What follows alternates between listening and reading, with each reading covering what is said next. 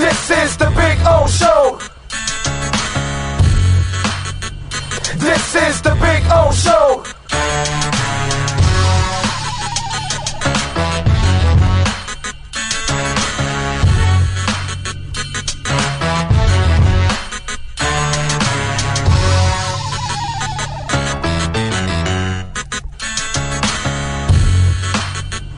This is the Big O Show. This is the Big O Show.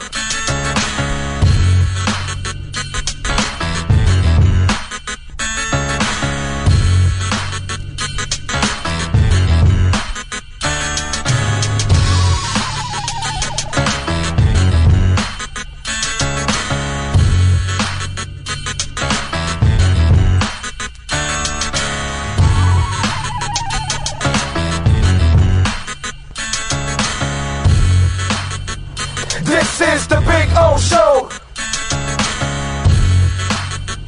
This is the Big O Show. This is the Big O Show. This.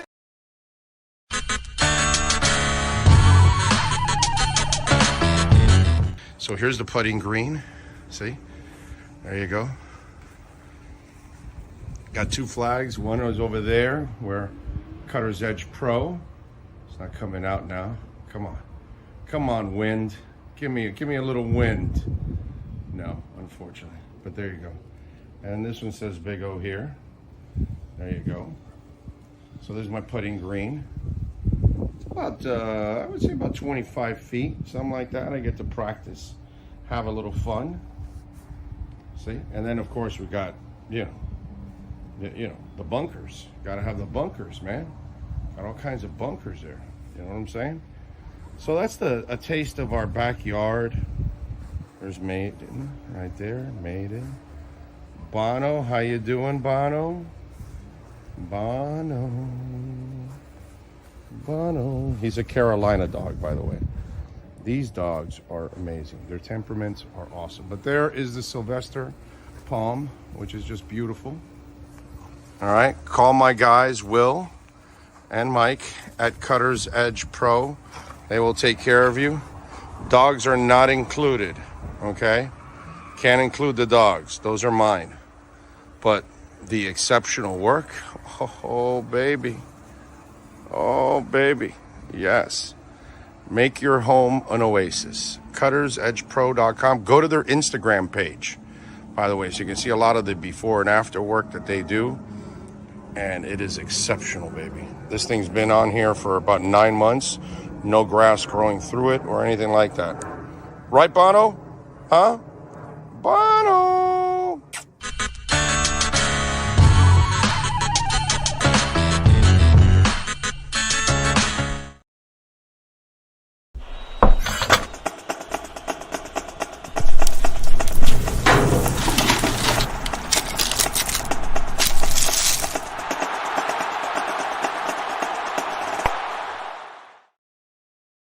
There's no need to drive around South Florida wasting valuable time looking for a new or certified pre-owned Acura. Go to the #1 volume sales dealership in the Southeast United States. Craig Zinn's Acura of Pembroke Pines. Purchase with pace and space in a dealership tailored to your needs. From home buying to providing that personal touch. Contact the 2020 Satisfaction Award winner Craig Zinn's Acura of Pembroke Pines. 888-776-5123. That's 888-776-5123. Or visit them at 15601 Pines Boulevard in Pembroke Pines.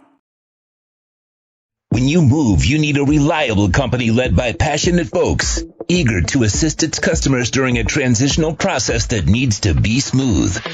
Call Essential Moving Experts at 844-368-5750 for all your local and long-distance moving needs. You can rely on Essential Moving Experts. Mention the Big O Show and get $150 off.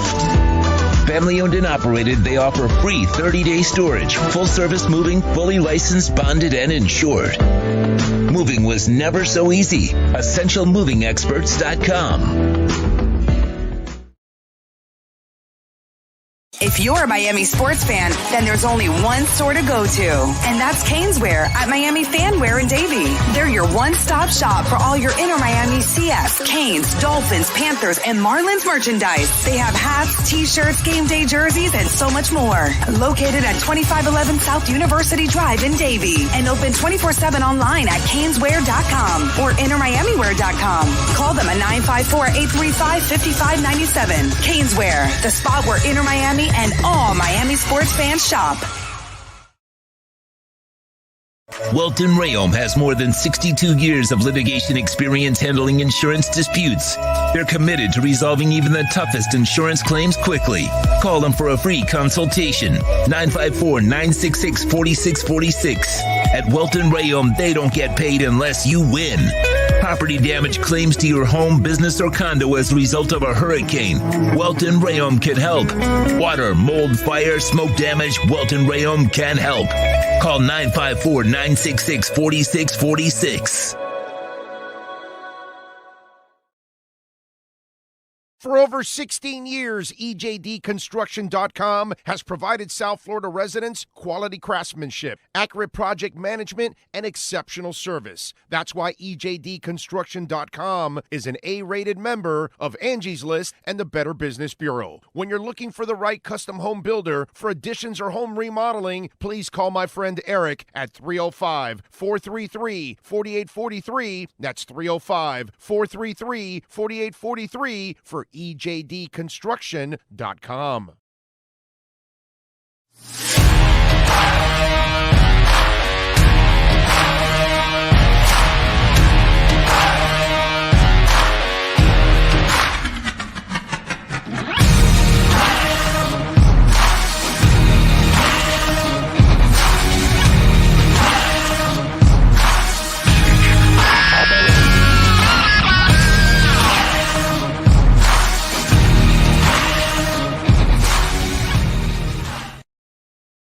The viewpoints, statements, or beliefs expressed on the following program by the host, guests, or callers are not necessarily the opinions of FantasyAccess.com, Media Group Inc., ownership, management, sponsors, or website. When it comes to South Florida sports teams, very few in the media have witnessed, lived, and covered it like the Big O. Let's start the program dedicated to your favorite South Florida teams with a passion that's unmatched. The Big O Radio Show is on. Here's the Big O. All righty, welcome aboard. Good morning out there all over the world, wherever you're watching, live, downloading, whenever you're downloading the show, and we thank you for that. Sean Stanley and myself, as always, and everybody else that contributes on the platform. So thank you all out there. We really appreciate it. Rough night last night. We talked about it yesterday on the post-game show, obviously, and not really surprising with Jimmy coming in limping and clearly not himself. And you needed a night of all nights from your role players, and they fought, man. They tried. They maxed out what they had, and in the end, I don't think any of us can really complain about the season that we just witnessed with the Miami Heat getting to the NBA Finals and getting to a point where none of us really expected them to be, because after watching that regular season, they did not resemble anything like the kind of team that would make this kind of run in the NBA playoffs. So just gotta, you just got to tip your hat to them and celebrate. And I know that there's frustrations now and frustrations with Jimmy Butler and all this kind of stuff. And to me, you're not here without Butler, man, and I saw Jeff Van Gundy's, comments after the game that, hey, you should be judged if you're playing. You should be judged by how you play. Doesn't matter if you're injured or not. If you're injured, then you can't play. But if you get on the court, then you're healthy enough to play, then we should judge you. And I kind of understand what he's saying, but I know what Jimmy Butler's all about, dude. I've watched him now for 4 years. If that guy's healthy, he's going balls out. And last night he saved himself towards the end. and he tried to do something there. He did his best, and I think we're going to hear about maybe he won't allow it to get out, or I don't know about the rules in the NBA in the offseason if they have to, but I just would not be surprised if we hear about some kind of surgery, because the way he paced himself, it tells me that there's some kind of an injury that he's fighting through, and didn't play well, had a brutal turnover at the end of the game. What are you going to do?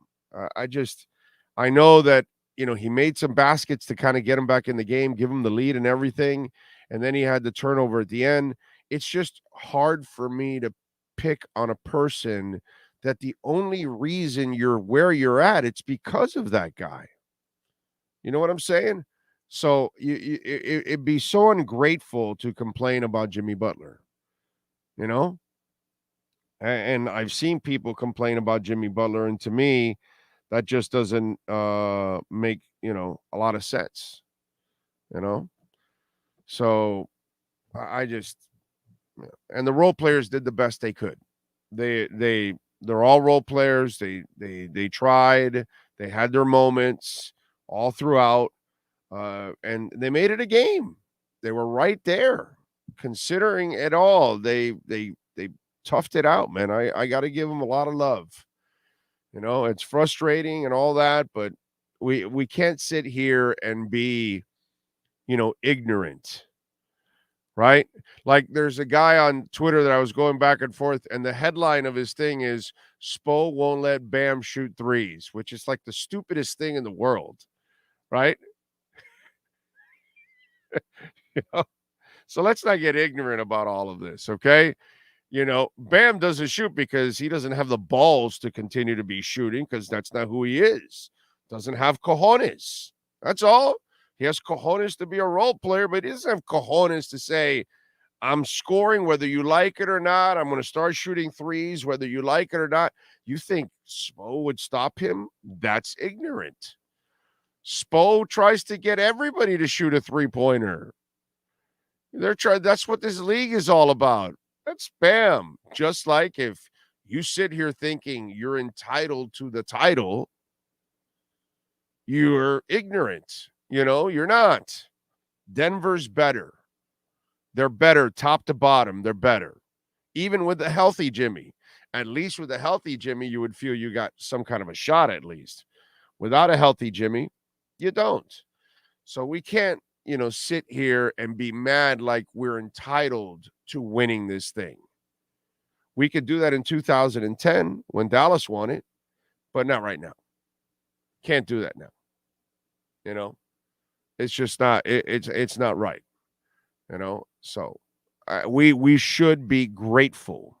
Actually, that's what we should be grateful that we got a team that gave us 2 beautiful months of about 2 months. It's mid-April. So about 2 months of beautiful basketball, man. We got 2 extra months that we didn't have to deal with, a sorry soccer team and a mediocre baseball team, even though they're actually playing a little better. They're playing over their heads a little bit right now, at least. But, it's not like something that the town isn't going crazy over either one until Messi gets here. Then it's a whole different ballgame. But it's just we got to be happy with what we saw last night. That was, they got to a point that none of us expected, man. Now we've got the Panthers tonight. We'll see what happens. We'll see if they can stay alive. Kachuk is not playing, healthy. Obviously, you can tell he's a shell of what he is. And, they're I'm going to ask Alan Poupart when we have him on today at noon. He's feeling a little better.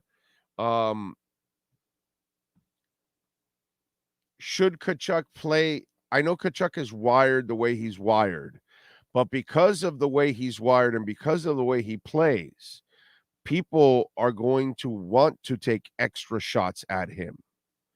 And look where he's at right now with the injuries. So do you continue to play the same way, or do you try to change your game a little bit so maybe people aren't so going out of their way to try to knock your ass out? So it's kind of interesting. This is my first year watching Kachuk on an every night basis. So I'll see how things develop over the next year or two, but it's kind of interesting, that part. You know what I mean? And it kind of sucks right now that the Panthers star is clearly hurting. I almost get the feeling that if we weren't in the NBA Finals, Jimmy would not be playing at all. If we weren't in the playoffs, Jimmy would not be playing at all. He would have been off for several weeks, trying to rehab, or I don't know if he has to operate it or just give it a lot, some rest. Not exactly sure what's going on with his foot, but obviously it's pretty damn serious. Hell, you can even tell. I mean, you can tell overall in his game, but when he tries to stop and cut, you can kind of tell that it's there's something there. So whatever he's using to numb it or whatever to try to take the pain away, it's still not enough because it's obviously bothering him because it's an injury. So we'll see what the Panthers do tonight. We got Cameron Wolf at 10:30. We've got Manny Navarro at 11:30. We've got Alan Poupart at noon. So that is the lineup.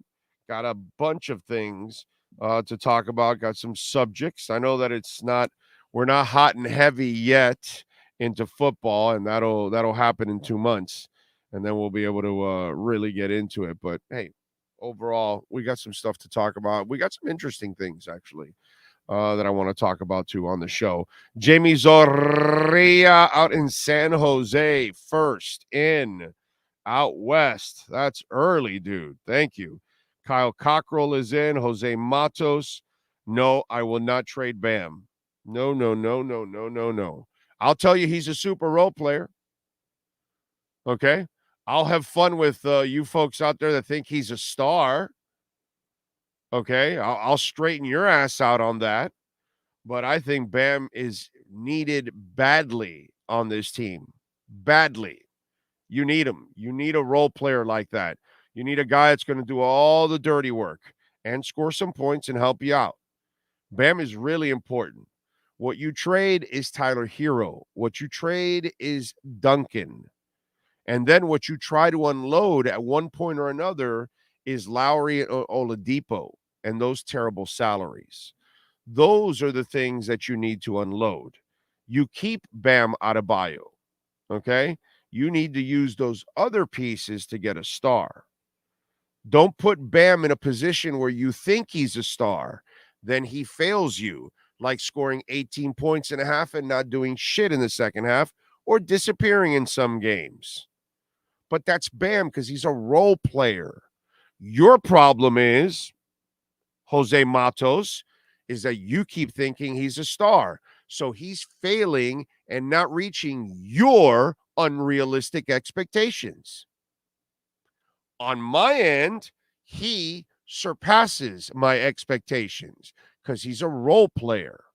So the role player got me 20 points yesterday, 18 in the first half. I can't ask for more from a role player. Now, go set your picks. Go get some rebounds. Block a shot or two once in a while. That's the problem that we have here in this discussion with Bam Adebayo. Too many of you, because of the team, the salary they gave him, and the media that covers him, they write too much bullshit about star. And then that puts him in a position that when he doesn't act like a star in the second half, you want to trade him. And that's wrong. Problem is, Jose Matos, you're the one that's wrong. You keep thinking he's a star when he's a super role player. And we keep having this discussion because you all keep misjudging who he is. That's the problem that's going on here. So don't get mad at Bam because he comes up short. he's supposed to come up short. He's a role player. Once in a while, he's going to have a night that'll surprise you, just like Gabe Vincent, just like Caleb Martin, just like all of them that they have on that, Kyle Lowry, everybody else. They're all role players, dude. Every one of them is a role player. Nobody shows up every night. That's what stars do. Stars carry you every night. None of those guys can do that. Not Duncan Robinson. Nobody does that. Stars do that. So, Matos, your problem is you, not Bam Adebayo. Bam's fine, dude. He's perfect. He is what he is. Stop making him what he's not. Stop demanding from him what he's not. He doesn't have the cojones to be a star, to say, hey, get on my back. I'm going to lead you. I'm going to score. I'm going to take over. That's not who he is. He's a role player. That's what he is. A super role player, but a role player. And I would never trade him. Never. He fills a role that you need on the team. Just not an offensive anchor. John Padilla, thank you, sir. Red 369. Think Blue Dodgers. He says, wake and bake time. Brian Walters, Terry Lynch, Jethro Roberts, Nizzle, Chad, Carson Louders, man of 1,005 holds, Eddie Lepp, True Fin Fan, Tua Time, Alexis, Steve Chapman in the house. I wish my Celtics had half the dog in them that the Heat have. Let's go, Fins. Exactly. You are correct, sir. You are correct. Mickey Vargas, Lisa Rose, Lenny Pena. Props to the Nuggets. They were the better team and are worthy champs. For this offseason, I wouldn't mind if the Heat can add Lillard. Include Nasir Little in that deal. Just get me Lillard. Riley, go get something you haven't gotten in a while, a whale. Because you have not fished out any whales. Time to fish out some whales, dude. Great season, but the fairy tale ending didn't happen. Thanks, Heat. Now let's focus on the Cats. That's right, Giovanni. Marcellus is checking in from Hialeah Gardens. Yeah, baby. Strafasi says, I hate to say it, tonight is going to be the last night of the season for the Panthers also. It's been a heck of a ride. I mean, none of us would be surprised if it happens. You know what I'm saying? Let's just let's hope that the guys around Kachuk step up big time, man. That's all. VLKV says, Michael Shanker represent with UFO hat. Thank you, sir. Shoot out the lights? Is it shoot out the lights? Or is it lights out in London? Anyway. Big O, good morning. Thank you, sir. Thank you. Jimmy is no Wade. He's never been a Wade, but he's injured. So, what can I tell you? Viral Shorts, thank you for the love on the super chat, sir. Big O, we must be honest with ourselves as fans and say that changes must be made in the Heat front office, starting with the general manager. Things were not the same since LeBron left, from Hassan Whiteside to Kyle Lowry. I'm not changing anything. Riley can stay here as long. You're young, Viral Shorts. I'm not making the same mistake I made with Shula. Okay? We all thought the game passed Shula by, and because Shula was making a lot of bad decisions and things weren't as good and all that stuff. And they pushed the old man out the door. And everybody that followed him after for 20 years wasn't still better. Shula's worst days were still better than most of the best days that we've had here for 20 years. I think things now have changed with Mike McDaniel and Chris Greer. Okay? I really do. Pat Riley has not had his A game lately. I'm the only guy to tell you in the media locally, because I'm the only guy that everybody keeps talking about everything else, but not talking about what really goes on, that Pat Riley has not done his job. And he has not. But I'm not going to give up on Pat Riley. Pat Riley brought us all of this on his worst day. They're in the finals. On his worst days, we're in the Eastern Conference Finals, viral shorts. Don't lose sight of that. This is a bad year for Riley. Okay? Listen to me. This is a bad year for Riley because he effed up and couldn't get the other star. But you still got to 3 Eastern Conference Finals in 4 years and 2 NBA Finals. Who the hell do you think is going to do better? So Pat Riley still found the role players, right? Chet, Simon, all these guys in the front office, they still found enough role players to get you to the NBA Finals. This is where Viral Shorts, I appreciate the donation. Thank you very much. But you are incredibly ungrateful. Stupendously ungrateful. All right? Magnificently blind. That's what you are. This is a bad year for Riley. Okay? I mean, you know, it's not like they're winning 30 games and they're out of the playoff. We're not the Magic, dude. We're not the Charlotte Hornets. We've been in the Eastern Conference Finals 3 out of 4 years. Their failure is that they couldn't get the other star. Think about that. That's all I'm asking. That's the only heat I'm putting on Riley. Dude, go get that other goddamn star. That's all I'm asking. I don't want his job. You do, maybe. I don't. I lived it already. See, the beauty of being 56, about to be 57 October 1st, it's called perspective, my man. The beauty of doing this job for 33 years now is that I've been through things that you have not. So I can provide you that perspective and tell you what I think is going on. Am I going to be right all the time? No. I'm going to be wrong at times. But I know I'm right here. And you better stay by Riley. You better honor Riley. You better back up Riley in every way, shape, or form. But we can demand. I'm never getting rid of Pat Riley. The day Pat Riley wants to leave, then I'll be depressed. But this is Pat Riley without his fastball. Just want to remind you of that. The countless division titles, the countless amount of playoff trips. You've been to the NBA Finals a shit ton of times. You've been to the Eastern Conference Finals with all kinds of teams. Not just one team.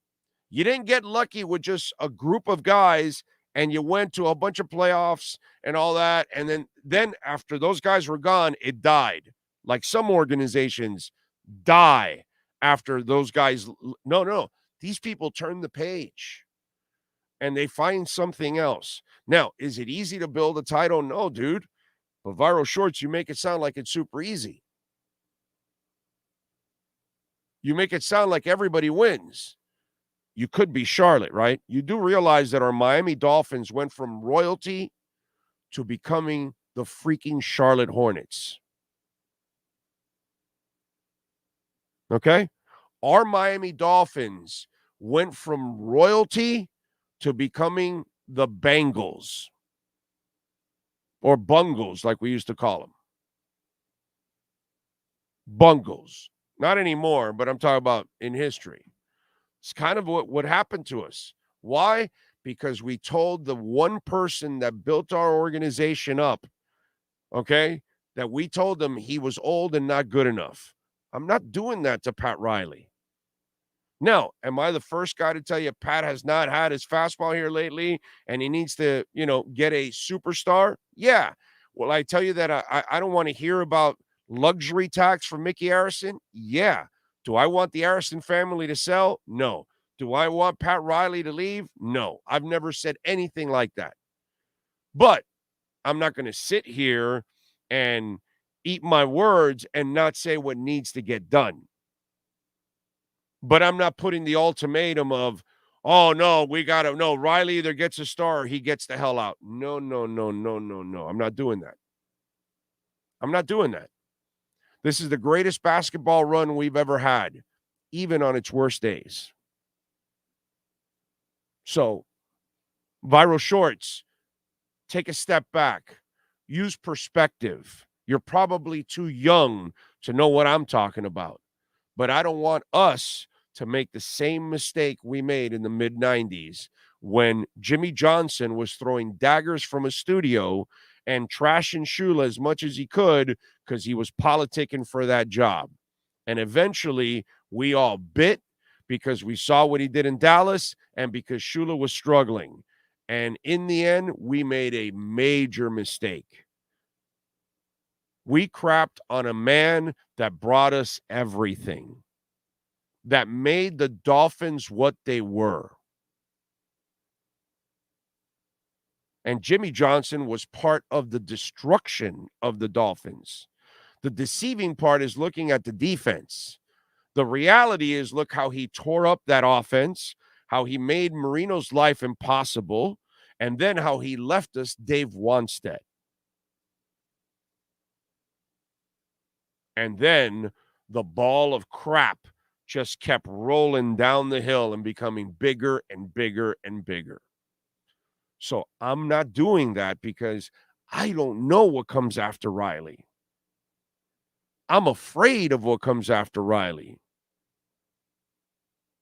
So I'll demand from Riley and say, dude, get us the other star. But I don't want to fire Riley ever. Riley will write his ticket in my book. And I'll fight anybody and everybody that wants to fire Riley.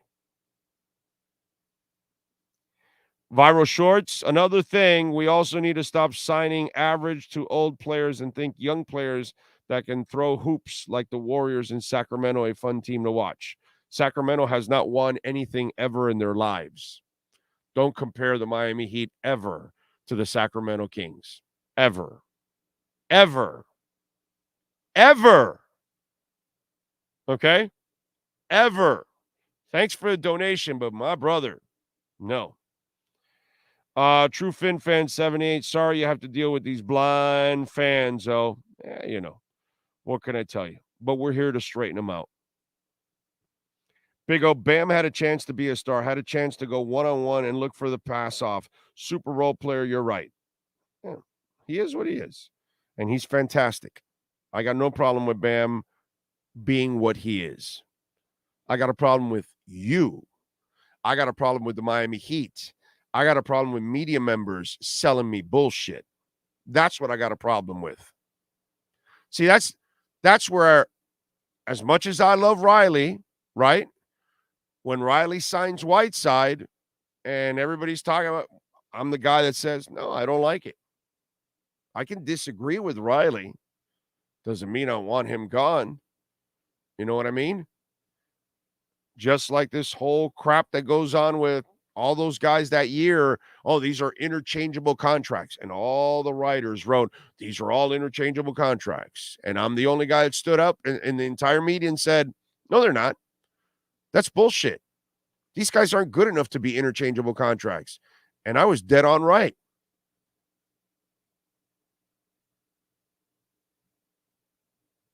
You know, I have no problem disagreeing with Riley, but I do have a problem thinking that, you know, we're going to get rid of him. No.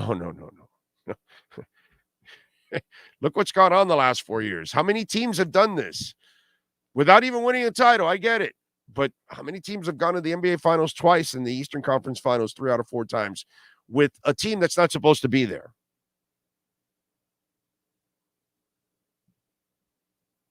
Not doing that. Crazy to think Spo is 1 year away from tying Red Auerbach with 16 years as our coach. He needs to win Coach of the Year at some point. It's absurd. He never has. It's all right. In the end, you all know, and I know, those of us that know, he's the best coach in the NBA, period. So the award doesn't mean shit. Jose Lucas, thank you for the love on the super chat. It's okay, Big O. We know who's coming.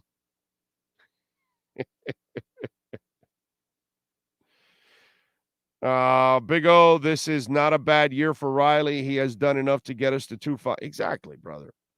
Exactly. I'm never giving up on Riley, ever.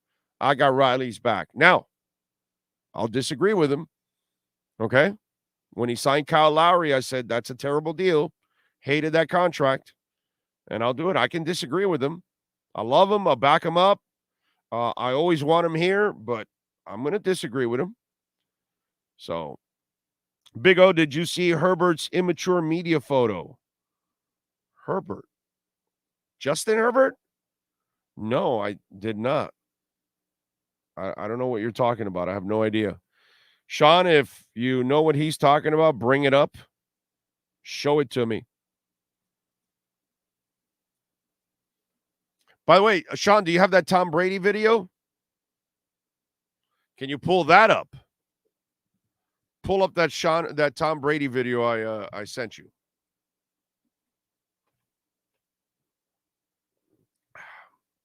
By the way, if your business wants to be a part of our business and you want to maybe sponsor one of our insiders or one of our segments or the platform, please give us a ring on our business line at 786-754-4664. Your business can be locally in South Florida or throughout the nation or international. Our audience reaches all levels, okay? Which is one of the amazing things about this platform that I never realized, until we started it, the amount of countries and people listening all over the world. And thank you all out there, man. And I know some of you right now that are watching, you're not even in this country right now, and you can post it wherever you're at. But it is truly, truly amazing when you start looking. Let me see if I can pull it up. But 786-754-4664. That's 786-754-4664 if you want to be a part of our platform. But it's pretty awesome to see the response. Let me show you all this. Just to kind of and they only show the top 40 countries. Let me see. Here we go.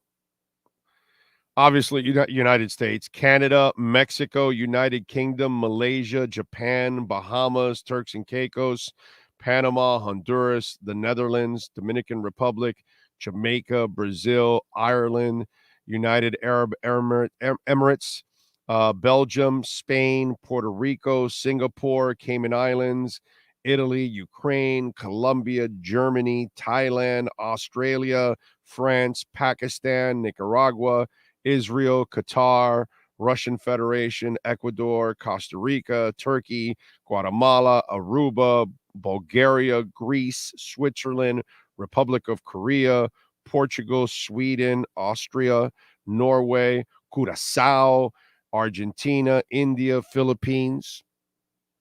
Those are the top 40. So it's pretty amazing. So we have an international audience, a national audience, all over the place. So if your company wants to brand, market, and reach new customers, 786-754-4664. We are incredibly blessed. Thank you all out there as always. By the way, rest in peace, Pat Sajak.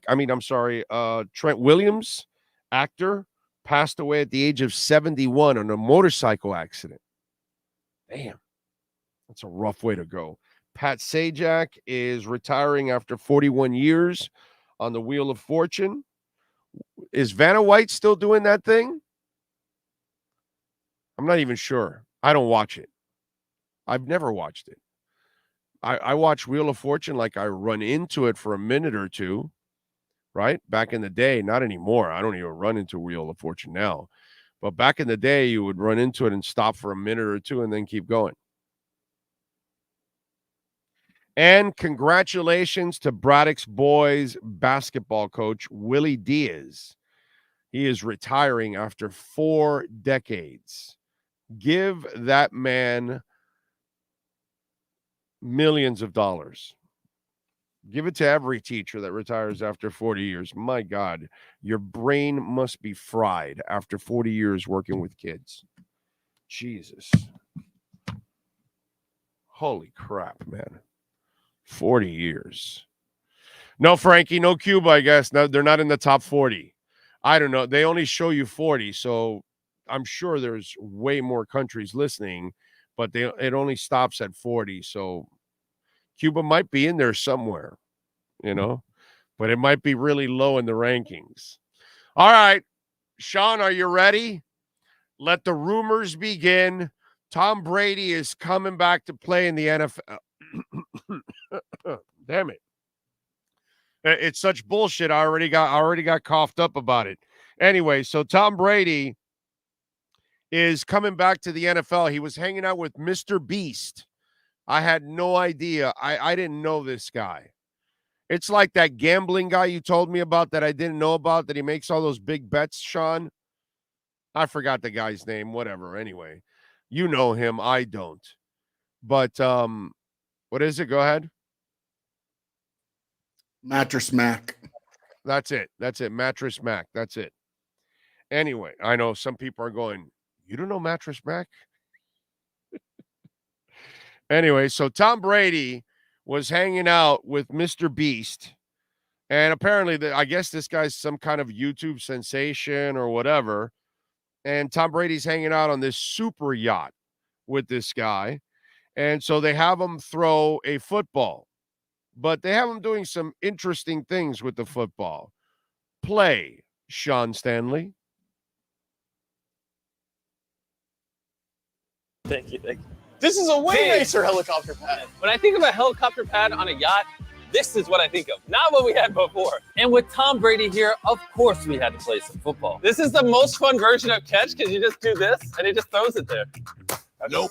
I just suck. That's what I got paid for, Jimmy. Come on. I want to see if you can hit my drone out of the sky with a football. All right. If I hit the drone on the first try, maybe I should come out of retirement. I like that. Dad, you're gonna miss. I probably will miss. First try.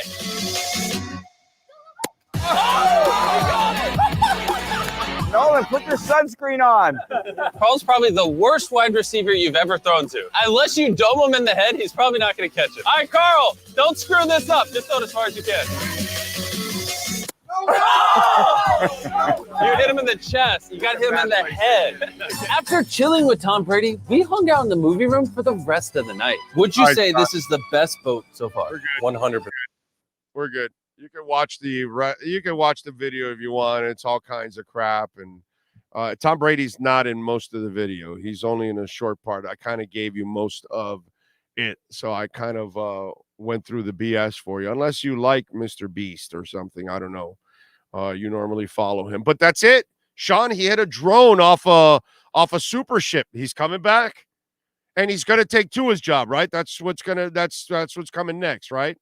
And most definitely. He was near water, so that's got to be near Miami. Yep. He was on water, so it's near Miami. We know that much. So definitely. I'm sure there's a dolphin in the water. So with the dolphin in the water, it's you got to put the two and two together. That's it. That's probably what's going on. I'm with you there. So Tom Brady on a super yacht hits a drone off the yacht and hits a jet skier. I don't know how far away the guy was, but he was pretty far away, dude, okay? And he hit him right in the hands. So that's it. He's unretiring. All right, so the stories are about to come out now. That's it. He's unretiring. He's going to take all 32 jobs this year. Yes. New thing now. No game will be played without Tom Brady quarterbacking the team. Yep, that's what's going to happen. See, after hitting a drone, Tom Brady unretires and all 32 teams sign him. It's going to be fun. What we're going to do is just we're going to clone him. And so we'll have 64 Tom Bradys playing against each other in the league. That way, everybody, it's like Oprah. You get a Tom Brady, and you get a Tom Brady, and you get a Tom Brady, and everybody will get a Tom Brady. Yeah, Sean. I was gonna say it's like when we were younger, when you didn't have enough kids to play, you had the all-time quarterback who played for both teams. That's it. That's it. It's a beautiful thing. We're going to take fantasy to reality thanks to AI and cloning. You know, that's the way it goes. It is time to unleash the wolf pack. We unleash the wolf pack as we get the latest in the NFL and the Miami Dolphins with our KSDT CPA Pro Football Report with NFL Network insider Cameron Wolf. KSDT is one of South Florida's largest and one of the country's fastest growing accounting firms. KSDT CPA is a full-service firm that also excels in crypto. Visit them at ksdtcpa.com or call 305-670-3370. Here's NFL insider Cameron Wolf. All right, Cam, did you see Tom Brady? On the yacht, right? Yeah, did you see him hit the? Yeah, I saw clips of the video. I didn't watch the whole video, but I saw clips of it. It's official. He's coming back. That's it. He's taking everybody's job now. He hit the drone, right? Waiting for those headlines. He hit the drone on the first shot. He hit a jet skier 50 yards away from the boat. He's and Sean is the true detective here. He's on the water on a yacht. He must be right here in Miami. Got to be in Miami, right? That's it. Cap for Life says Mr. Beast has 100 million subscribers, Big O. I like Mr. Beast, man. I know there's a lot of different. I don't know anything about Mr. Beast. This is the first time I've heard of Mr. Beast. I don't know anything about. He makes a lot of videos where he surprises folks who are usually lesser, what do you call it? Poor folks. Yeah, essentially like poor folks. He'll surprise them with some money or folks who've been struggling. He'll surprise them with tickets to their favorite team and does it all on video. And so that's typically how he's come up, and he makes videos about it. That's very nice. That is very cool. Okay. All right. So you know what? I'm going to actually subscribe to the guy. So he actually does some good stuff. He does a lot of good. Well, then obviously he makes $1 million and one. I'm going to subscribe to the guy. I was about to say, obviously he makes a lot of money from the YouTube subscribers, but he obviously keeps some, and some of it he uses to give back in these sort of videos. And so I like it. I think it's a good part of social media. But the Brady thing was separate. I think this was a way for him to just kind of maximize viewership. And, clearly he did that because we're sitting here on a Tuesday discussing it. Well, there ain't a lot of shit to talk about. So, that is true. And we could talk about the Heat end of the season, or we could talk about Tom Brady hit the drone. And by the way, a great season for the Heat. That's the way I've come away with it. None of us picked them to go to the finals, dude. And for them to get to this point, others should, like the Heat, have no reason to be disappointed. In Boston or in Milwaukee or in Philadelphia, you can be disappointed that you wanted your team to go farther. But if you're a Heat fan and you're sitting here thinking you were entitled to a title, come on, bro. Come on, man. Yeah. Give me a break. Yeah, I mean, it was a great season. They probably, not a lot of people expected them to be there. They might not even fully expect it to be there. But it still hurts. I'm sure, there's not really a way around it. You're still going to be hurt. I kind of compare this, like I've gone through this, right? So I'm a Phillies fan, and so we talk about this. I'm a Sixers fan, obviously, too. The Phillies went to the World Series last year and lost. They were not supposed to make the World Series. They went on a kind of a surprise run. And I think I told you guys this before. I had a conversation with my buddy about whether you appreciate getting to the finals and losing, or are you hurt by getting that close and falling short? For me, I was more hurt that we got that close and lost, whereas he felt like I should be appreciative that we're in the final two. For the Heat, now I'm outside of my fandom. I'm not a Heat fan. I understand more of what he was saying because now I do feel like the Heat should be appreciative. Yeah. Whereas in this same situation, I was more hurt. And so, but you guys had higher aspirations than the Heat did. Because I don't know that. I don't know if the Phillies did. They were the last wild card team to make it in the playoffs. They were essentially the 8th seed of the MLB playoffs, if there was. Oh, you're talking about, I'm sorry. I'm last year. Sixers. I'm sorry. I'm No. confused. I was talking about the Phillies. The Sixers always. Now I get it with this. Yeah, with the Phillies always disappoint me. The Sixers, I have no. They never surprised me positively.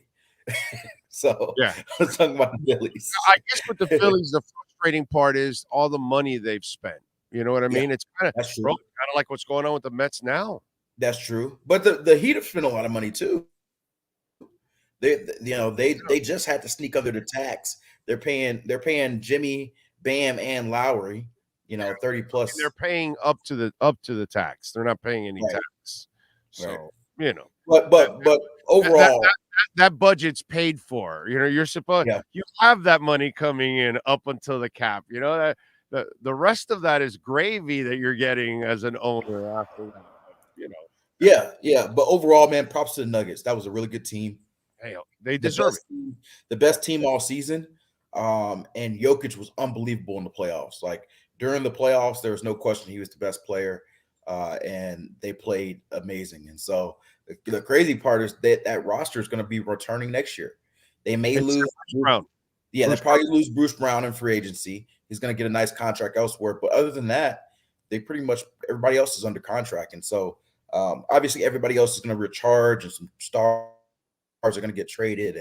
But the Nuggets, that team is great. And I know I've had some fun with Nuggets fans with Jokic versus Embiid and that type of stuff. Yeah. But Embiid, they don't fear. Nobody fears Jokic. Yeah, I knew that was going to come up. First of all, Embiid did deserve his MVP. I'm going to make that clear. But I will say, like Jokic was a very scary player in this playoffs. And so that much is very clear. And I also am like happy for the city of Denver. I used to live there. I don't know if you guys remember this, but I covered the Broncos for 2.5 years when I first started. And I remember the Broncos Super Bowl parade when they won it all. And that city is just it's probably an underrated sports fan city because we're so obsessed with the East Coast that sometimes you get a little lost. Denver, to me, is a top tier sports city. And they love it. And they love their Broncos. They love their Nuggets. And so for Nuggets to get their first one, I think is awesome. And so I'm happy for them. Like I said, I can have fun with Embiid and Jokic, but I still do think they're a great team and Jokic is a great player. So happy for them. Celebrate. Yeah, they're a fanatical fan base over there. They are crazy about most of their teams, not all their teams, but most of their teams. All right, dude. What happened? I thought there was supposed to be this desperate line for Dalvin Cook. Who told you that? I don't know. All these. I was about to say. I told you guys. Fans for months. We've got to trade for him. We got to trade for him.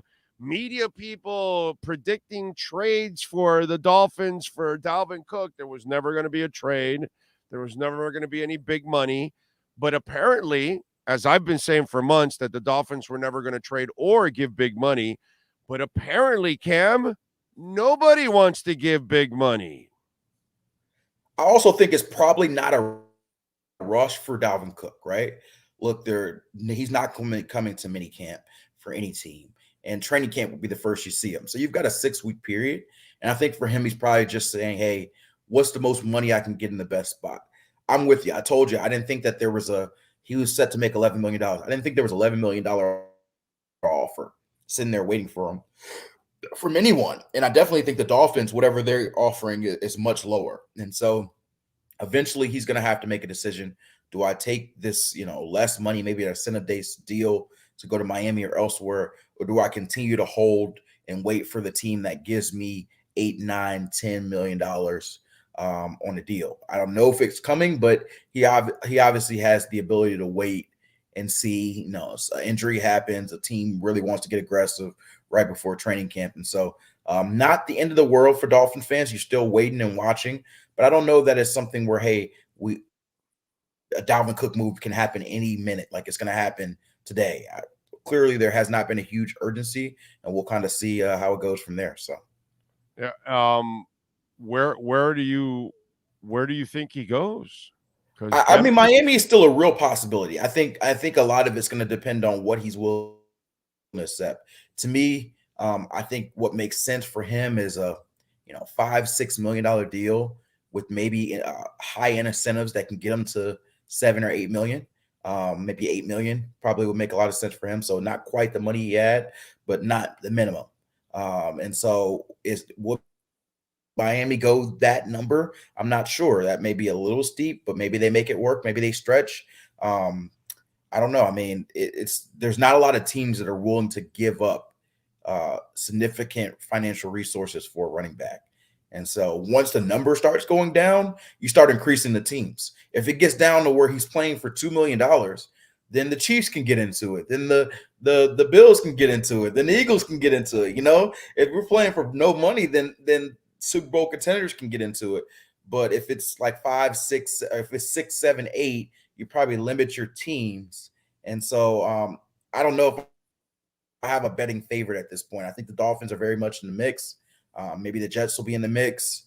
But I don't know that maybe the Broncos will be in the mix. But I don't know if I see a quote-unquote favorite right now. And my prediction is I think Miami gets him only because it's what I've thought. I don't think there's going to be much of a market. I don't think the offers are going to be so enormous that what Miami's going to be offering is going to be slightly less, but you're going to a no-tax state. And here's what I would do if I'm him. You sign with Miami, and you load up your contract with team incentives, not individual incentives, because you're not going to meet them here, bro. You're sharing time with 3 other backs. And, I look at Denver. Denver actually needs him. Javonte Williams is coming back from an injury. You kind of need this guy, and they're not willing to sign him, right? Which is kind of weird. You know what I mean? There's a couple of places. I thought Baltimore is one that I thought maybe they could sign him because their starter is usually injured. And then they also have Gus Edwards, but man, Cook is much more dynamic than Gus Edwards. You know what I mean?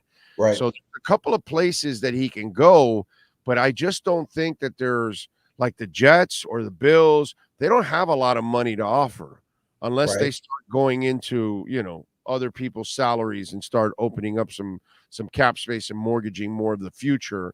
And I don't think anybody really wants to do that for a running back. This is what I've tried to explain on the show. Saquon Barkley can't get a deal. Aaron Jones had to cut from, 16 or 15 million down to 11. Yeah, he was supposed to make 17. He dropped to 11. 11. Austin. But the crazy part, like, I'll stop you just there because I think I've told you the Aaron Jones story. I was with him on Good Morning Football when we were hosting together, and I asked him about that. And the reality is now you look at the market, $11 million is high-end money. But at the time, I'm thinking you're taking a $6 million pay cut when you've been excellent. And he's like, I can't view it that way. I know it's not fair, but I got to view it as, if I'm on the market, what am I going to make? And I can say, hey, I've done this, I've done that. But the reality is you're worth what somebody's going to pay you. And they're not paying running backs $10+ million right now. It's just not the wave that's going on. Saquon Barkley is making a stance right now, which is fine, about the franchise tag, making 10 and change, 10.7, and that he should make more, and that he, is not going to come to minicamp because of it. Fair. All in his right. I'm not sure that a lot of teams are going to line up to pay Saquon Barkley 11, 12, 13, 14 plus $1 million on a guaranteed multi-year deal. I just don't know that that's out there. And so although I respect and understand the view, clearly teams have told us that running backs don't matter. I don't like it. I don't think it's fair, but they clearly think that position is a dime a dozen. And unless you're a Christian McCaffrey, where you're going to rush for 1,000 yards and receive for 1,000 yards potentially, they just don't value that position enough to spend major money. Hold on. They're not paying a quarterback over there. So they can do those kind of things, okay? That's why. That's the other thing. See, we got to talk business when we talk football too, and that's what people have to understand, whether it's media or fans. Sometimes other decisions are made because fiscally you're making another kind of a decision. If they had a top-tier quarterback that they were paying, no way they trade for McCaffrey. But because they had a seventh round pick, right? He was like Mr. Irrelevant, right? They had a 7th round pick playing in Purdy. They said, oh, let's help this kid out with as much as possible. We're not paying the quarterback. We can do that. And by the way, your guy, Derrick Henry's available. If anybody is a Derrick Henry away from a title, well, why don't you go trade for him? They're not going to give him away. He's got 1 year left. He clearly told them last year, I need you to pass me the ball more, because he caught the ball better than he ever did his entire career, because he knew he's headed to free agency. I love the intelligence. And the guy is ready to go. He's the most mismatched running back there is in the NFL. Yeah. They won't give him a new deal, and nobody trades for him. Austin Eckler wanted more money. Chargers aren't, well, they're cheap anyways, but Chargers, nobody else wanted to trade for him. And they let him go and search for a deal. Running backs are not valued, bro, no matter what. And it's funny because the McCaffrey situation, some people brought it up, but they don't bring up the fact, they don't realize the fact that they're not paying a quarterback, and that's why they did, something like that. Yeah, I mean, the market's interesting. Derrick Henry, I think, is a one-of-a-kind back because he's the face of that team. But you're right. I mean, the reality is Derrick Henry's 29, and I just don't know there's a lot of urgency in Tennessee for them to extend him. And so they're probably going to go through this year and see how it flows. And if they're out of the race, maybe he's a trade deadline candidate, or maybe he reaches free agency and they say, hey, test your worth. But for a guy like him, this is sort of the perils of running back position, because he's so physical, because he takes that much pain. He's probably on a year to year as far as guarantees, right? Pretty much for the rest of his career. It's not fair, but he's probably going to get a nice number, but it's probably going to be on a 1 year deal. My guess in free agency, he signs a 1 year, $10 million deal, something like that, right? And he'll be on the higher end, but it's still 1 year. It's just kind of the way the market is going. I'm Baltimore. I would have signed his ass. Yeah. Well, you got to trade for him now. Tennessee's not going to give him away.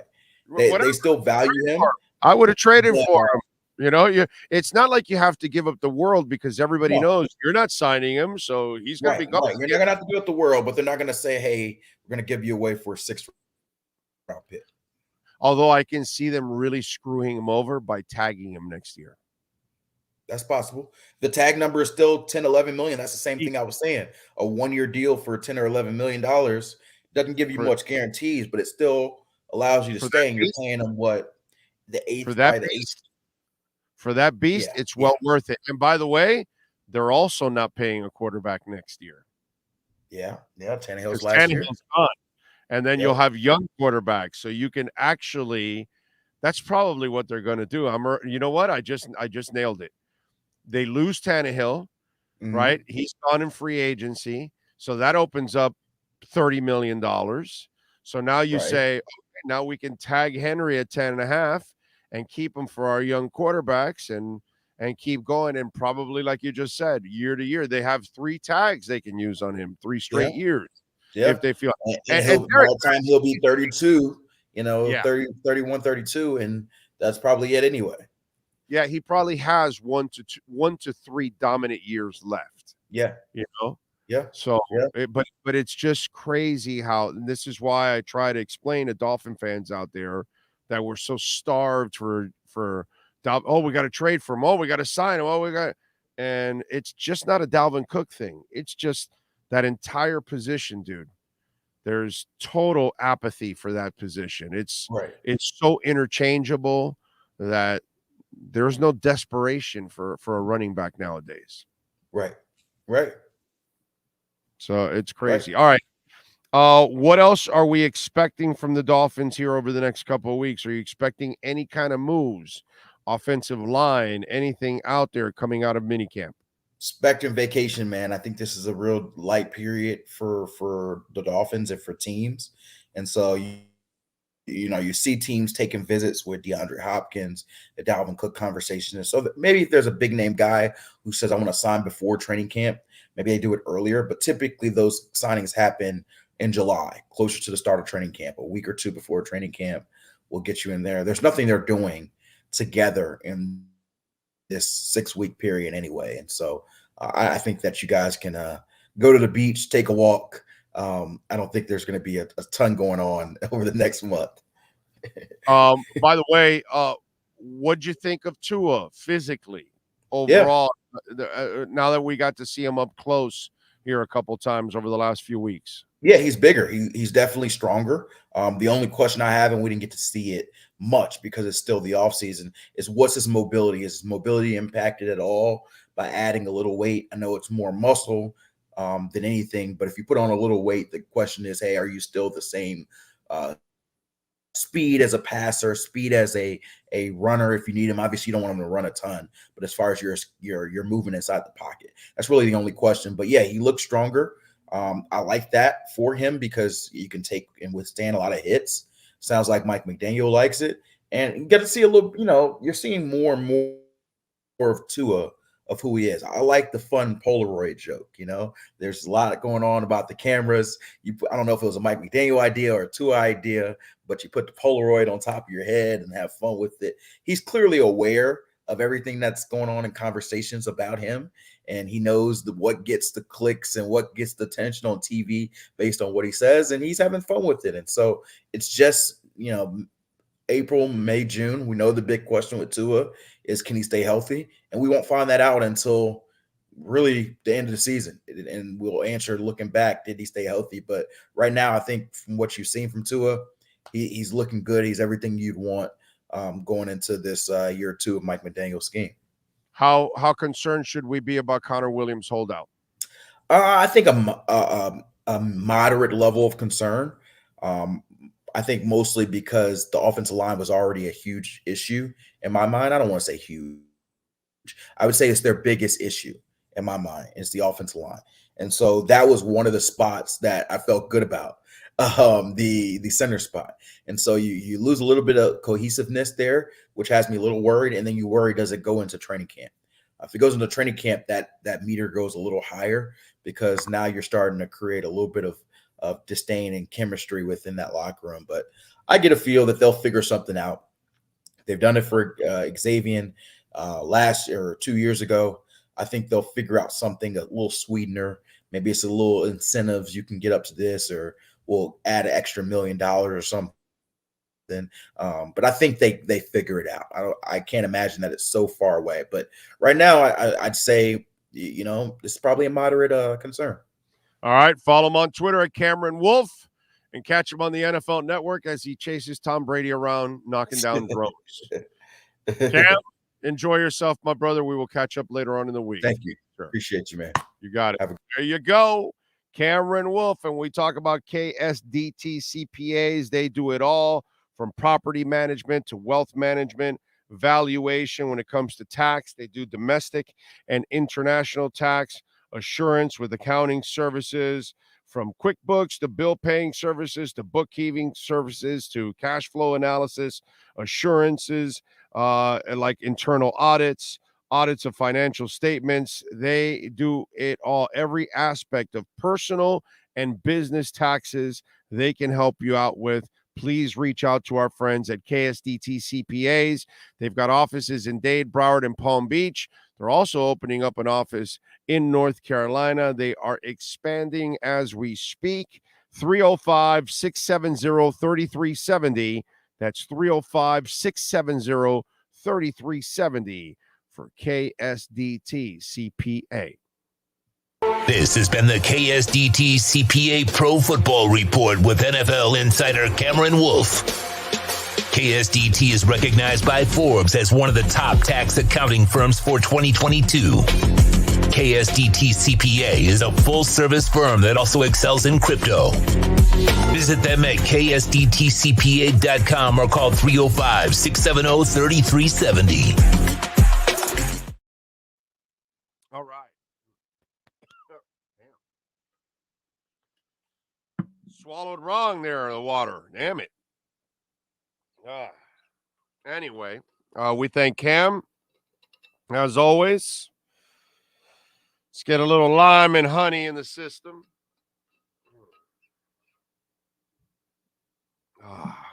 Anyway, hour number 2 is on, folks.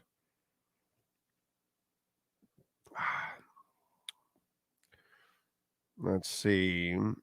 Rosendo, going to be fun as long as offensive line gives him time and supports to his needs. Yeah. They gave him time last year. He wasn't running for his life last year. The line wasn't as bad as people make it out to be. It wasn't great, but it wasn't as bad as it was the 2 years prior. Oh, you see Jimmy saying he wouldn't go to the Hall of Fame if he got in. All that man wants is a ring, and that's all he cares about, too. Hunter, can I call bullshit on all of that? I saw it, and I was thinking of telling Sean, hey, let's play this. But Jimmy is a great team player. That's been proven, okay? He's definitely a team player. He definitely wants to win a title. There's no doubt in my mind about that, okay? What he just did in that press conference is kind of something he doesn't want to talk about himself. So he's kind of casting all of that aside. He said at one point during that answer, of course, it's an honor. You know what I mean? But he this is kind of the way he's wired himself. When he's done and he retires, he'll accept the Hall of Fame. He'll go and he'll talk about it. And he'll go and give his speech like everybody else. There's no doubt in my mind that he's going to do that. This is what he's doing now so he can stay with that edge that he has. That edge that has made him what he is. A late first round pick that was considered maybe a 3 and D guy, more of a D guy that maybe could develop a little 3, but it didn't really happen. And so then he still made himself a pretty good offensive player. Although lately now he's actually starting to shoot the 3 a little better. I got to give him a little credit there. But still a 3 is not his shot. But that's kind of what he was brought in to be, mostly a defensive player. And he's made himself into an all-star, into a star, into a franchise-type player. And kudos to him. But part of that is the mental makeup of how he drives himself, how he probably motivates himself. Like Jordan would come up with bullshit about something that the opponent thinks less of him or whatever, that kind of stuff. And then he uses it to motivate himself. And I think that's what Jimmy was doing. Maintaining that blue collar edge of his. You know what I'm saying? I think when it's all said and done, when the dust settles and he's had his career and he's retired, and 5 years after that, or 7 or 10, whatever it takes to get him voted into the Hall of Fame, at that point, perspective and appreciation and all of that is going to set in, and he's going to accept it. But at this moment, he wants to be Mr. Defiant.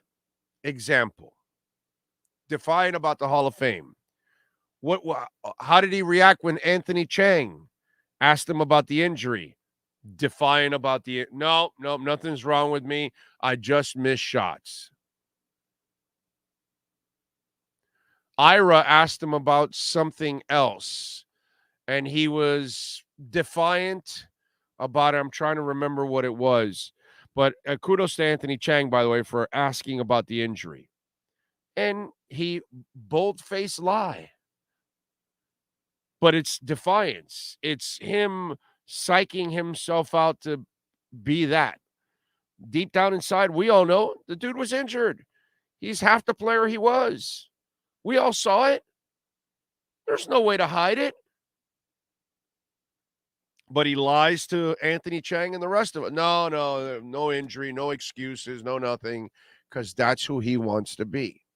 But in the end, we'll say it for him. And he was injured and broken. But I find that to be all bullshit.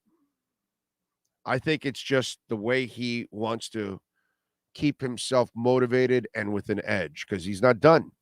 He wants to come back next year. So he doesn't want to talk about individual. He wants to talk about team. And he's truly dedicated to team. Right now is not the time for Jimmy Butler to talk about Jimmy Butler. And he'll do that when the time comes. I guarantee you he'll do that. Everybody does it. They'll all come around.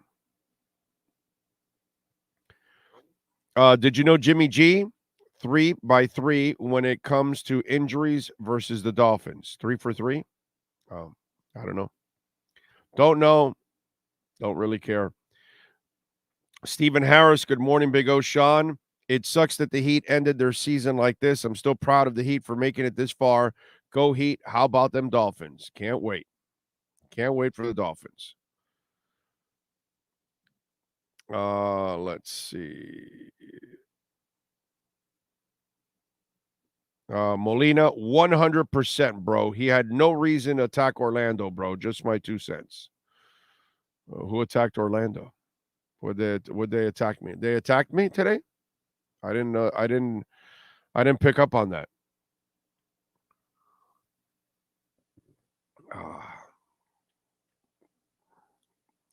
NorCal says your segment with Cameron Wolf are my favorite, Big O. Great show as always. Thank you, NorCal. Appreciate you, my brother. Thank you. What else do we have going on? All right. Did I miss any super chats, by the way? No. Remember, you can make a donation through Cash App or Venmo at Cash Big O Show. That is Cash Big O Show. 8 o'clock tonight. Panthers take on the Golden Knights. Game 5. Golden Knights favored by 1.5 goals. The over and under is 6. Did you guys see the new Browns logo?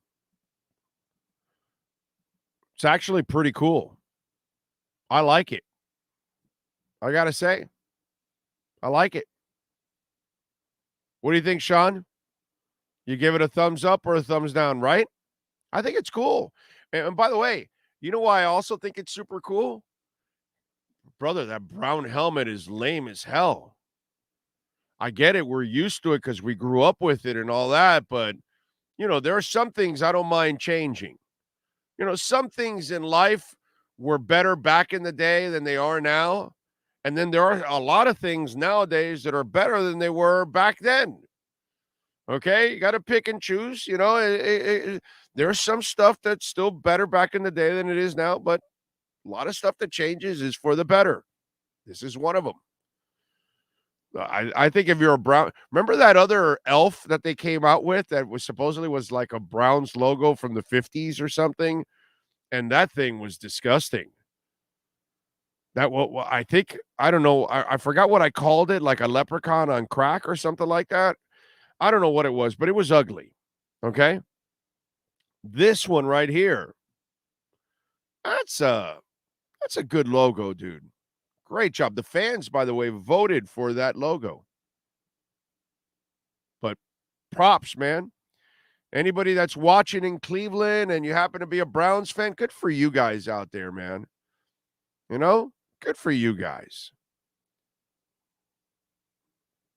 The Browns are one of those teams that I can't dislike because their fan base is awesome. They got screwed by Modell when he moved the team.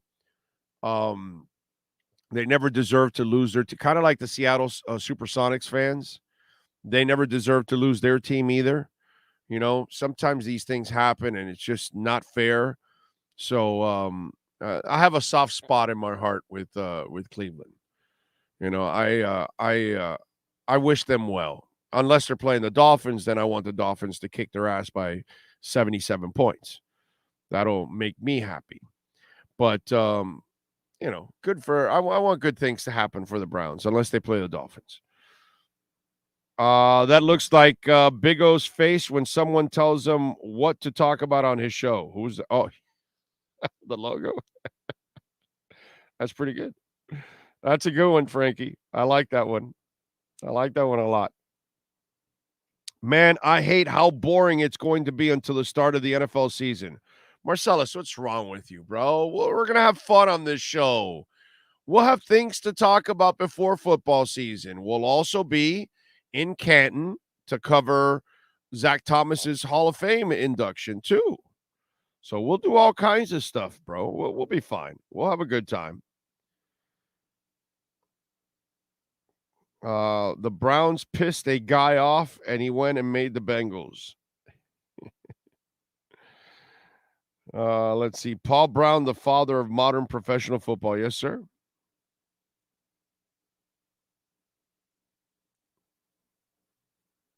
What else do we have? They have Lance, who has an early first-round pick. They're paying. Lance. Who's Lance? Oh, they're not paying any money. That's not big money. They don't make big money anymore as rookies. I'm not sure if you know that, but what's Trey Lance making? His rookie deal. Let's see.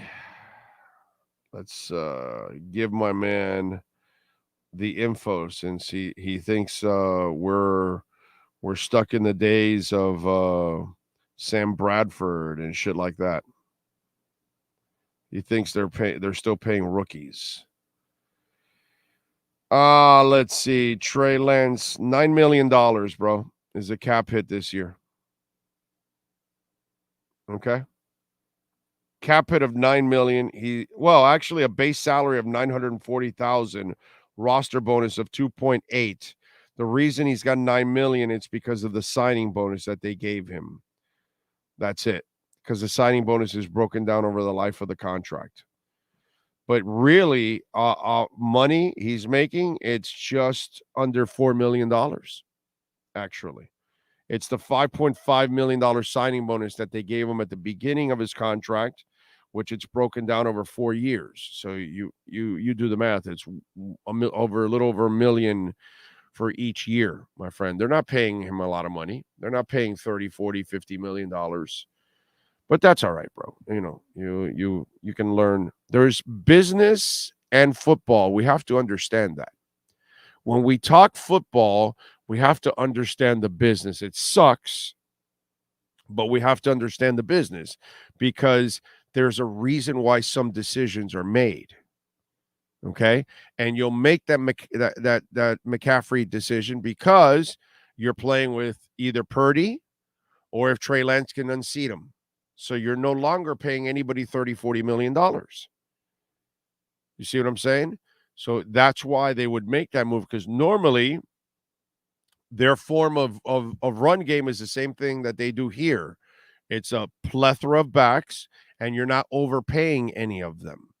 That's kind of what they want to do there. But because of Purdy, you said, all right, this is a young quarterback. We're not paying him any money for years to come, even if we don't even know if he's going to be here for years to come. But at the moment, the kid is hot.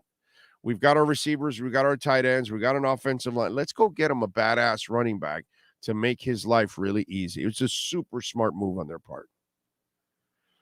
Okay, because by the time that contract is done, that's when you have to, if any of those quarterbacks work out, Lance or Purdy, then, a couple years down the line, that's when you're going to have to pay them, and then that's when you can unload the McCaffrey deal.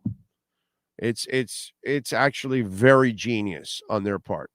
But that's the luxury. Like when you draft a young quarterback, you try to win a championship under his rookie contract, because the second you've got to pay him. So that's how it goes. Don't count out the Marlins and NBA Summer League. Yeah, we won't be going to NBA Summer League this year. We went last year, but not this year. I'm going to go to Zach's thing instead. Plus, I've got to go to Montreal for Metallica after that. So I'll be kind of busy. Big O, at least we still have the Panthers left in the finals. Time to hunt. If not, on to the Marlins and Dolphins. That's right. Yes, sir.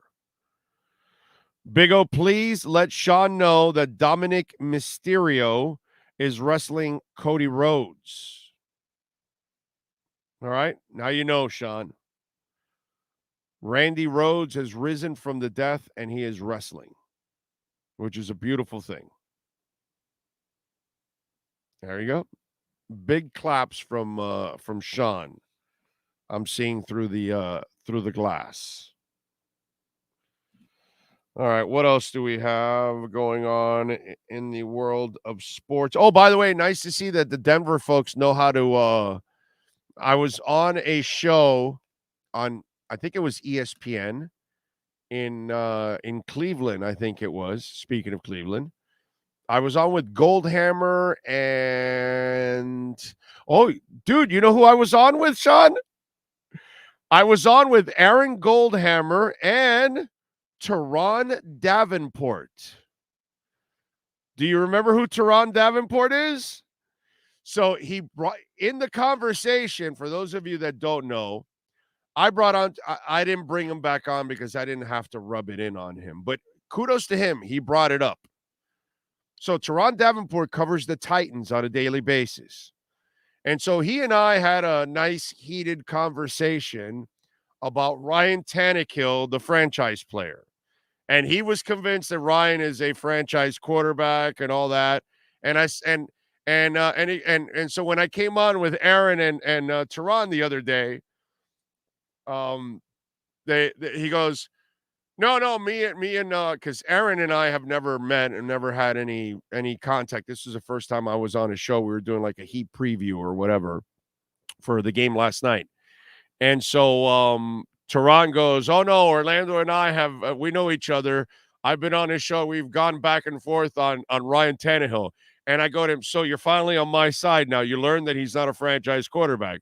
And he goes, yeah, but I still think you can win with him if everything's perfect. And yeah, of course, dude. Yeah, game managers can win if everything is perfect. But he finally came to that realization that Ryan Tannehill is not a franchise quarterback.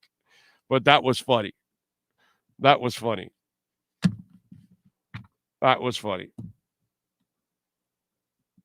But anyway, was I going to say something about that interview? Now I'm thinking, or was it just a Teron Davenport thing that came up? That was interesting. Oh, you started talking about Denver, and then you went into the. Yes. Because I took the conversation right when it started. I took it to a place that was kind of dark for them, and they were kind of uncomfortable. Okay. Why? Well, apparently in the hockey game, I'm coming on right after the Panthers and the Knights. So the Knights beat them, and then there's rats, and then they're throwing other things onto the ice because of all the fights going on, right? So then they bring me on, and to start the interview, they go to me, man, how about the Panther fans on there? I mean, can't they behave? I mean, they're throwing cups and drinks and stuff like that on the ice at the players and the rats and all that. And then I stopped them and I said, hey, guys, I don't know, man, if you follow our town, and this is going to lead into the story I'm going to talk about. I don't know if you guys follow our town, but we don't riot, bro. We have pots and pans and we celebrate. There's no crime here ever. All of our championships, we act like normal human beings. And by the way, if you listen to the game and you listen to the national anthem, see, the problem is, do you really watch the games? Do you really pay attention to everything? I do. So last time I checked, Sean, I know you watch the games. So when the Star Spangled Banner goes on, the Panther fans say what? Do you know? Don't fail me now. Star Spangled Banner, what's the one word the Panther fans sing? You don't know. Red. Night. Anyways. Red night. They say night as well, too. No, not them. No. Las Vegas says it. Oh, Las Vegas, yes. But also the Panthers fans, well, I guess the Vegas fans in Florida did say night at the one. They said red and night at the home game. That's my point. That wasn't Panther fans. Those were Knights fans saying night, not Panthers fans. Panther fans aren't going to say night. Tickets that were sold and whatever. We had a lot of Knights fans in the arena, actually. And so that's what I told them. I said, guys, if you listen to the national anthem and you hear the part Knights, there was a lot of Knights fans in there because we're kind of a transient town. And so I'm not sure that it was Panther fans throwing that stuff. It easily could have been Knights fans. And I just want you to go by our track record. Championships for the Canes, championships for The Marlins, championships for the Heat. There are never any riots. There are never any cars overturned. We never turn anything on fire. We're not destroying the city like the idiots in Philadelphia do. And we're not shooting people up like they did in Denver last night, where 9 people were shot. And they got really quiet on me. And there was like this pregnant pause. And you could tell that the two guys were like, oh, crap, where do we go from here? Well, okay, Orlando. Yeah, okay, we got you now. And I go, hey, man, I'm just going by facts. That's all. I'm just going by facts. We don't riot, dude. We don't set things on fire. We have pots and pans. And we, drive the streets and honk horns. But we're not lighting cars on fire. We're not overturning them. We're not tearing down street lamps. We're not doing any of that. I'm sorry if that's how you behave in Toronto. I'm sorry if that's how you behave in Los Angeles and San Francisco and in Denver. But that's not how we respond here in Miami. I don't know if things will change as time goes on because people are becoming, less and less considerate and more disgusting. But our track record is not to act like Denver. That's all I'm saying. Way back when Toronto won their baseball championships, they acted like absolute animals. Philadelphia, they normally act like animals. San Francisco, Detroit, they're loaded with absolute animals. They put fans into comas over there. So those idiots do stupid things without even a championship. So I'm just saying. And that was funny that turned that I kind of turned it on them really quickly. And then we got into sports. But 9 people injured yesterday, a mass shooting on the 2000 block of Market Street, which is just a couple blocks away from the arena. They're in Mile High City. 3 are in critical condition. So prayers to those in critical condition. They did catch the shooter, and he also was shot. It's not life-threatening, but they do have the shooter in custody, and he also was shot. But I saw that Denver stuff, and it reminded me of my conversation with Goldhammer and Davenport over the weekend, and just kind of funny. What can I tell you? Let's see. What else do we have here? Big O. Oh, let's see. Huh? Okay. Big O, going back to the Browns, I think they need to redecorate their field and get rid of that peanut butter Peter Pan. Yeah, that's what I'm saying. That evil elf, whatever that they had. I'm sure that this logo is going to be in the middle. That I'm sure is already in. How can we hear that interview? Oh, I remember Davenport. He almost took it personal that you didn't think much of Lamar and Tannehill. Yeah. Now the Lamar one will be proven this year. Then maybe I'll bring him on, or you know what I'll do next year in the combine? I'll just walk up to him and put my arm around Tehran and say, so neither guy is a franchise guy, huh? Well, we'll see. We'll see. We'll have some fun with it. Like we normally do, by the way. The Patriots, they cut James Robinson. Did you guys see that? This guy, man, considering what happened to him a few years ago in Jacksonville when he broke out as a rookie and, he busted his Achilles. They signed him. They had kind of protections against his injuries, and he was having trouble staying healthy.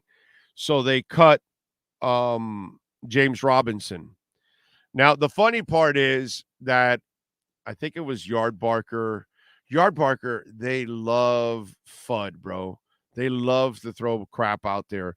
So then they cut James Robinson, who had like a $2 million salary, not guaranteed or anything, but that's what he was set to make this year. It was like a 2-year, $4 million deal that he had. So it was a cheap contract. So Yard Barker leaves out kind of the injury stuff.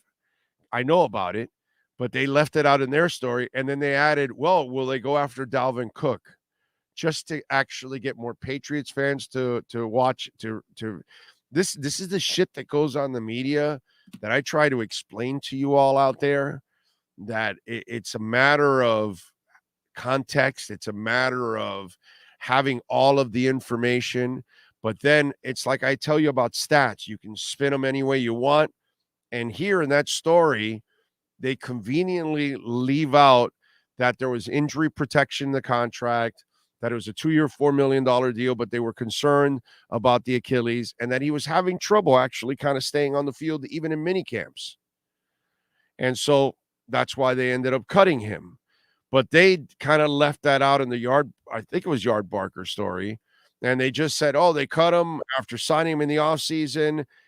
Do they want to get an upgrade like a Dalvin Cook? Which that's not the kind of team that's going to spend that kind of money, But it's funny, man. It's just hilarious how things are spun so they can get clicks. It's a shame, dude. It's a shame. How about just, why is it that radio or writing sometimes has to come with a shtick? Why is it that you just can't write the facts, write your opinions, or on radio or on television, just state the facts and state your opinions and not do things for the bait click purposes only? And that's what we have. We have writers that write just for clickbait purposes. We have TV people that are doing shit just for clickbait, not necessarily the facts, not necessarily the truth, but clickbait, and the same shit in radio. It's clickbait or it's clowning around or whatever it is, but it's just one of those things that's where things have changed.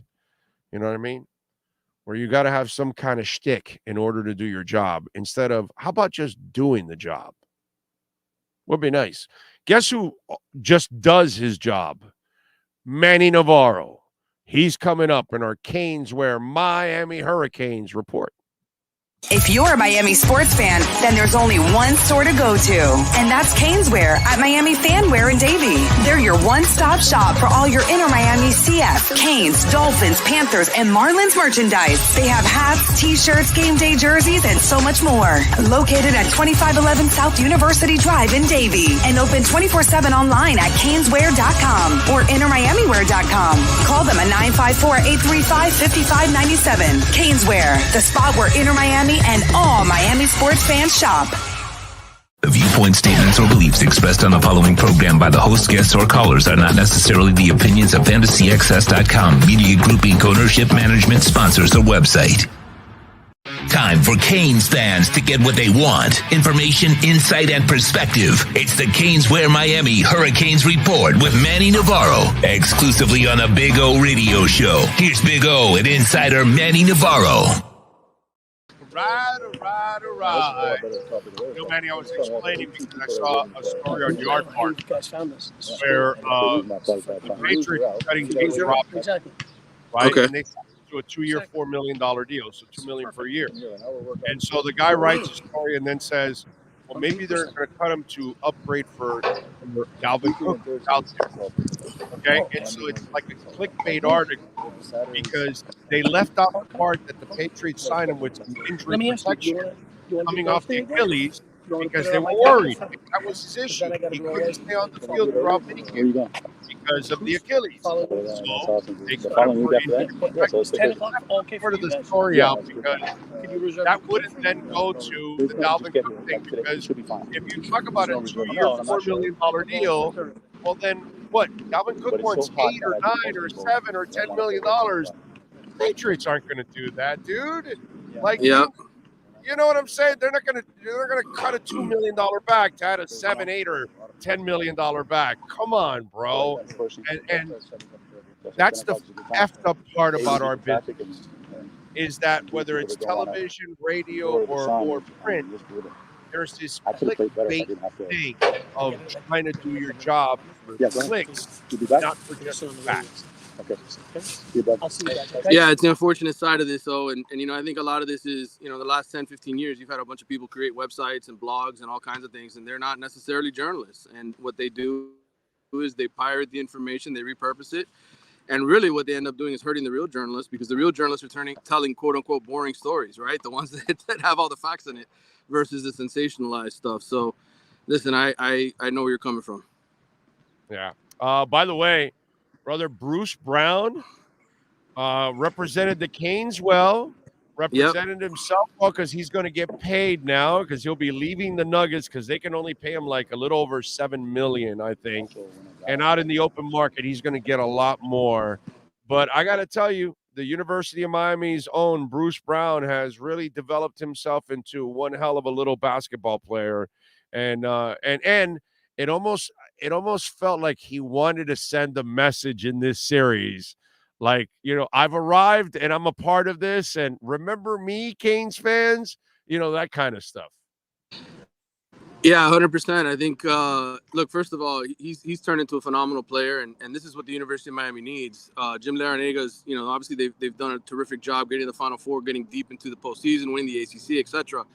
But you need guys to make the pros to start getting, lottery-type players that want to come play for your program, even if it's a one-and-done thing.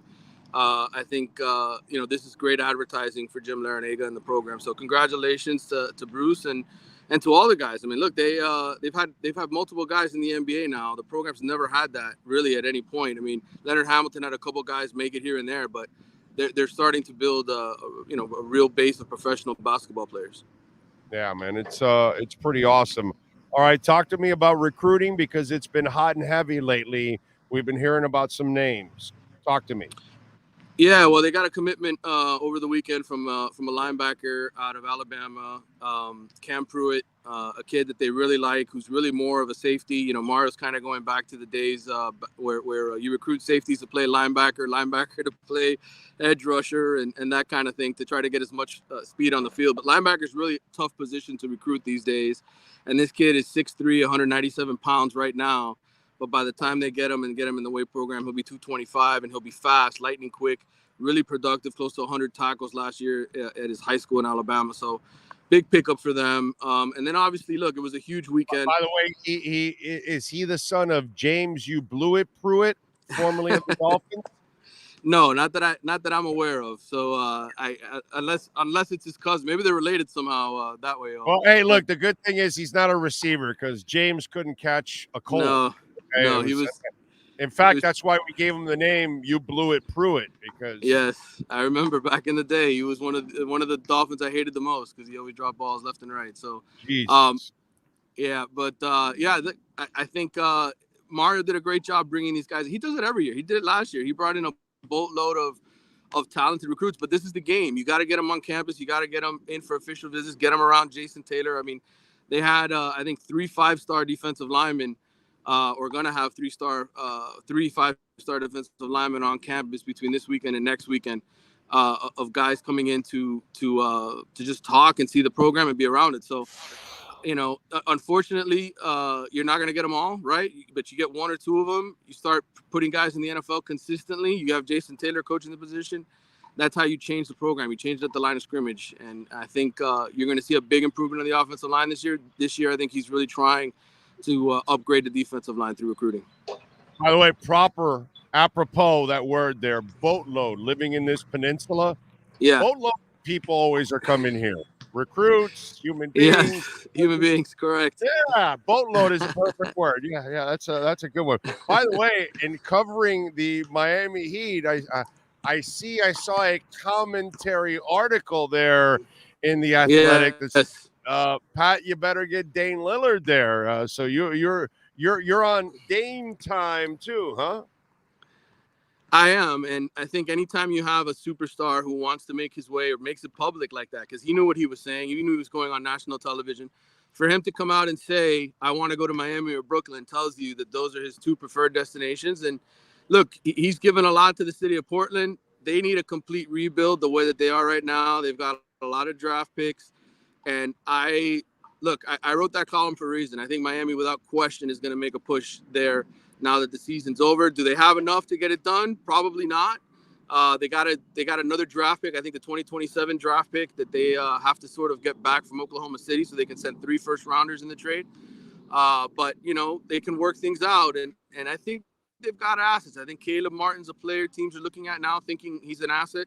I think, you've got Tyler Hero, who averaged 20 points a game. You got Duncan Robinson, I think, sort of recuperated himself in the playoffs. You still have Kyle Lowry's contract, but there's only 1 year left on that. So you can figure out ways to get things moving and bring a caliber player like a Damian Lillard or somebody of that ilk in here. Because to me, I think the one thing we've seen, Jimmy Butler can score 50 points in a playoff game. He can take over in the fourth quarter, but that's not who he wants to be every night.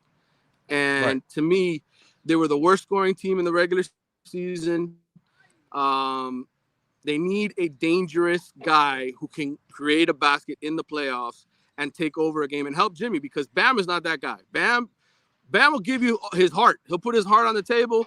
He will play with hustle for 40 plus minutes. He will play defense. He will screen. He will do all the things nobody wants to do, but he cannot consistently put the ball in the basket. And so the Heat cannot win a championship till they get a true scorer on the team. I tried to tell the people for over a year now that he's not a star, man. He's just not a star. He's a super role player, man. And by the way, there's nothing wrong with being PJ Brown or Udonis Haslem. We revere those guys. It's just, I think he's Draymond, to be honest. That's who he reminds me of. Right. He's different than those guys. He's better in some aspects. He's not in others, right? Who do you want in a key moment in a consistent open jumper? Do you want UD or him? I want UD. Yeah, UD would hit that. UD would hit that with regularity. Fearless of the moment. This guy disappears. He just does stuff for a little bit and then disappears. And he has that's the part that's the most frustrating thing about Bam. He has more ability than UD and PJ Brown combined. And he has the stroke that looks like he could shoot a 3 if he wanted to, but it's just not in him. So that's fine. But the problem I have with some people, it's like, oh no, we got to get rid of him because he's not no, dude, you need Bam in order to win a title, but he's just not going to be your lead dog. That's all. He can't be your offensive anchor night in and night out. That's not his thing. That's all. That's it. And I would venture to say, even with Jimmy taking him to the finals, even he's not that guy. And he's aging. He's banged up. He's playing on a bad ankle. All the things that we can talk about. You want to get back there. The Heat, to me, have a small window. Some people may say, do it the Nuggets way, right? The Nuggets invested in Jokic and Murray, and they lost in the playoffs, and they built the team around those two guys.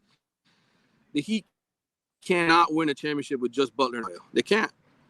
And those role players, as good as they are, they're not going to carry you to an NBA championship. And look, if it was the Suns, it would have been the same story. Durant and the other guy would have beaten them too. So it would have been the same deal with Booker. They wouldn't have enough firepower to win. In the end, in the playoffs, you need a dude who can make a tough basket and do it consistently. And they just didn't have enough of those guys. They need to bring the great leadership of Kyrie Irving here. No, not Kyrie Irving. Not him, please. God, no. No way. There's no way Riley brings that guy here. There's no way they would never in a million years. But Damian Lillard, absolutely. Yeah. I'm with you there. All right, what's on deck for the Canes? When does camp start for them? Also, camp won't start till the end of July. They'll start doing activities, and they're doing workouts all the way through. They'll have Paradise Camp, which is the one for the high schools, coming up here, I think on the 25th or something like that. I got to look at the date again. But they're doing camps for the local community. The coaches are out there. I think they're doing one today. They do it throughout the whole summer. Okay. And so, and the kids, I just went to Sean O'Dare, who works for Drew Rosenhaus. He represents all the Hurricanes in their NIL deals. I just went up to his event up in Vero Beach. hung out a little bit with Tyler Van Dyke and Colby Young and those guys. Got a chance to talk to them, and they're all, listen, man. They're a lot happier group of people now after some of these coaching changes. Believe me, that wide receiver room is a lot happier than it was a year ago, and I see positive things for this program. Are they going to win a boatload of games this year? No, I don't know that they got the defense to do it, but I certainly think they'll be improved, and I think you'll see a team similar to the one we saw 2 years ago that put up some good points and was exciting to watch. Yeah, I'm with you there. I think we'll see some progress. It's not the kind of progress that we're all hoping for, but I think that's down the line, 3-4 years down the line, and then we'll see it. All right, what are you working on The Athletic there so folks can check you out? Yeah, obviously more recruiting coverage coming. It's a busy month of June, so we'll have some more recruiting stories. I'm hoping to meet up with some of Deion Sanders' old high school friends in Fort Myers, where he grew up, so I can write that story. So I'm hoping to get to there. I'll be going to IMG Academy, which has their combine. That's on the 23rd and 24th. So busy time ahead. There's a lot of little summer camps and events to attend, people to talk to. So there'll be stories to read in The Athletic for sure. And by the way, you were hanging out with the Rosenhauses there. They lost Gregory Rousseau to David Cantor. It's competition, baby. Competition. Boy, that battle within South Florida. Yeah, that's right. Boy, I'm sure you won't find Drew and David in the same room anywhere. Never. That's the way it works, though, brother. You know that. All right. Follow him on Twitter at Manny_Navarro. Catch his work there at The Athletic. Make sure you subscribe to The Athletic so you can find out everything. Hell, there's messy articles there. There's heat articles. There's hurricane articles. He's like Sagua Fair. He's everywhere. Manny, be good, my brother. We'll catch up later in the week. All right, brother. Take care. Bye. Thank you. There you go. A bunch of you youngins are like, Sagua Fair. What the hell is he talking about? Anyway, Caneswear, anything and everything practically with the Canes logo. You can find it there. Go to caneswear.com. If you don't live here in the South Florida area, or maybe you live too far, you're somewhere in Palm Beach or down in Homestead, you don't want to drive to Davie or something, you could go online, caneswear.com. If you order over $99, you will get free shipping, folks. Okay? They've got Heat gear. They've got Marlins gear. They've got Panthers gear. They've got Dolphins gear, messy jerseys. Get down there, folks. They've got rats. If you want to get some rats, 3 for $10, you can get them there at the store. It's a beautiful thing. Caneswear.com. If you're a Miami sports fan, then there's only one store to go to, and that's Caneswear at Miami Fanwear in Davie. They're your one-stop shop for all your inner Miami CF, Canes, Dolphins, Panthers, and Marlins merchandise. They have hats, t-shirts, game day jerseys, and so much more. Located at 2511 South University Drive in Davie, and open 24/7 online at caneswear.com or innermiamiwear.com. Call them at 954-835-5597. Caneswear, the spot where inner Miami and all Miami sports fans shop.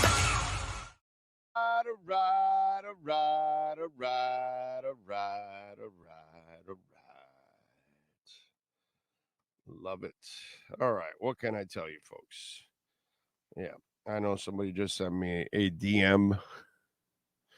What do you mean the Canes aren't going to be great? Relax, dude. It's a rebuild. It'll take a little while. Did you all see Whiteside throwing bows in the PR league? Grande por gusto. The frustration of being a useless player is high. Did you all see Whiteside throwing bows in the PR league? What does that mean? Like a bow and arrow? Was he throwing like bows? Like, I don't know what that means. He's playing in the Puerto Rico league.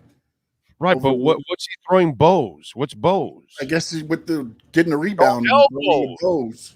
Oh, elbows. Bows. Come on. Oh. I didn't know that we shorten elbows to bows. You throw the bows. Okay. I had no idea we're abbreviating and shortening elbows to bows. All right. He's playing the Puerto Rican league. Yeah, you drop bows like Dusty Rhodes. God. That's terrible. I feel bad. Puerto Rico doesn't deserve that.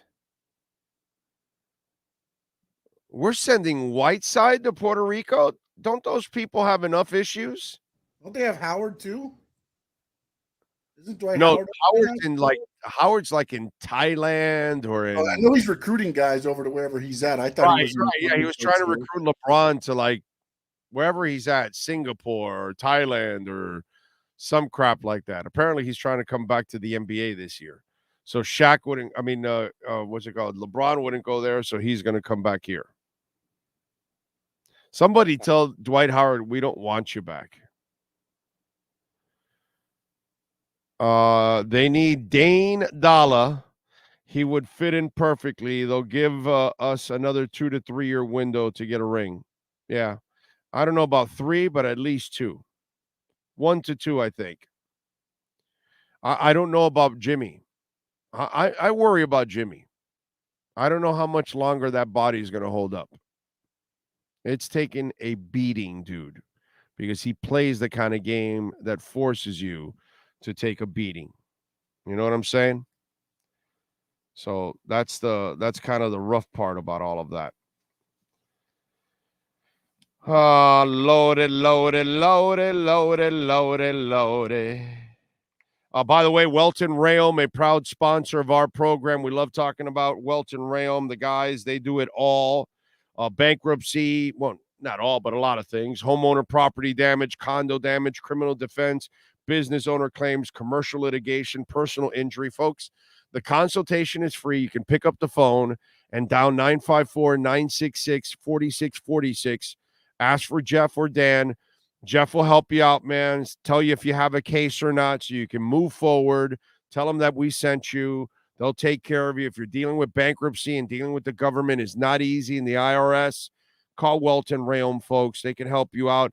If you got property damage due to something, a storm or some kind of, vandalism or anything like that, before you call the insurance companies, I know this sounds weird, you call Welton Rayom because they're going to have their adjusters come right over and then they will call the insurance company and tell them what is wrong and what is going on and what needs to get paid and needs to get fixed.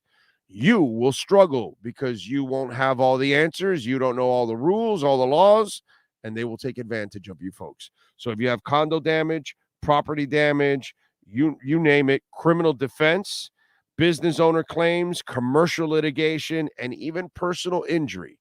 You got hurt somewhere, you had a car accident, call Welton Rayom, explain the situation. They will walk you through the process. They'll tell you if you have a case, how strong the case is.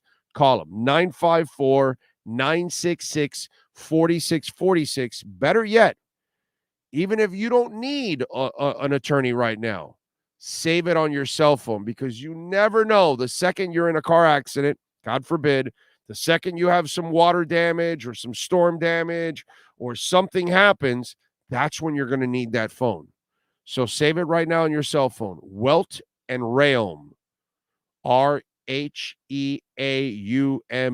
That's how Rayom is spelled. 954-966-4646. That's 954-966-4646.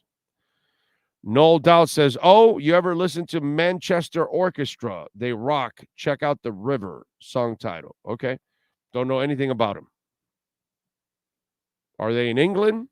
Is that why they're called Manchester?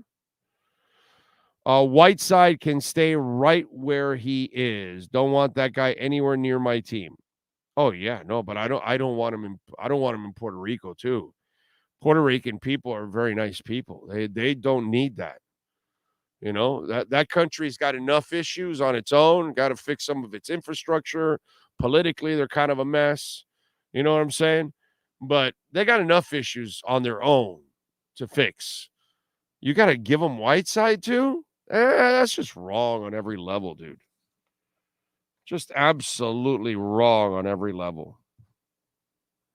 Marlins, by the way, lost to Seattle yesterday, 8-1. Jesus Luzardo drops to 5-5 in 4 innings, gave up 6 hits, 5 earned runs, 3 Ks. Tonight, 9:40 at T-Mobile Park. Game 2 of their set against the Mariners. Mr. Cabrera taking on Mr. Kirby, both well, actually, I should not say that. Cabrera's 5-4 with a 4.29 ERA, and George is 5-5, 3.5 ERA. We'll see if the Marlins can get back on the winning track. They've been doing a lot of winning lately. I think they're 12-4 now in their last 16 games. Pretty damn impressive for the Marlins. All right, what else do we have going on in the world of sports or music? You know, when sports and business collide, we like doing something called the KSDT-CPA, Sports Business Report.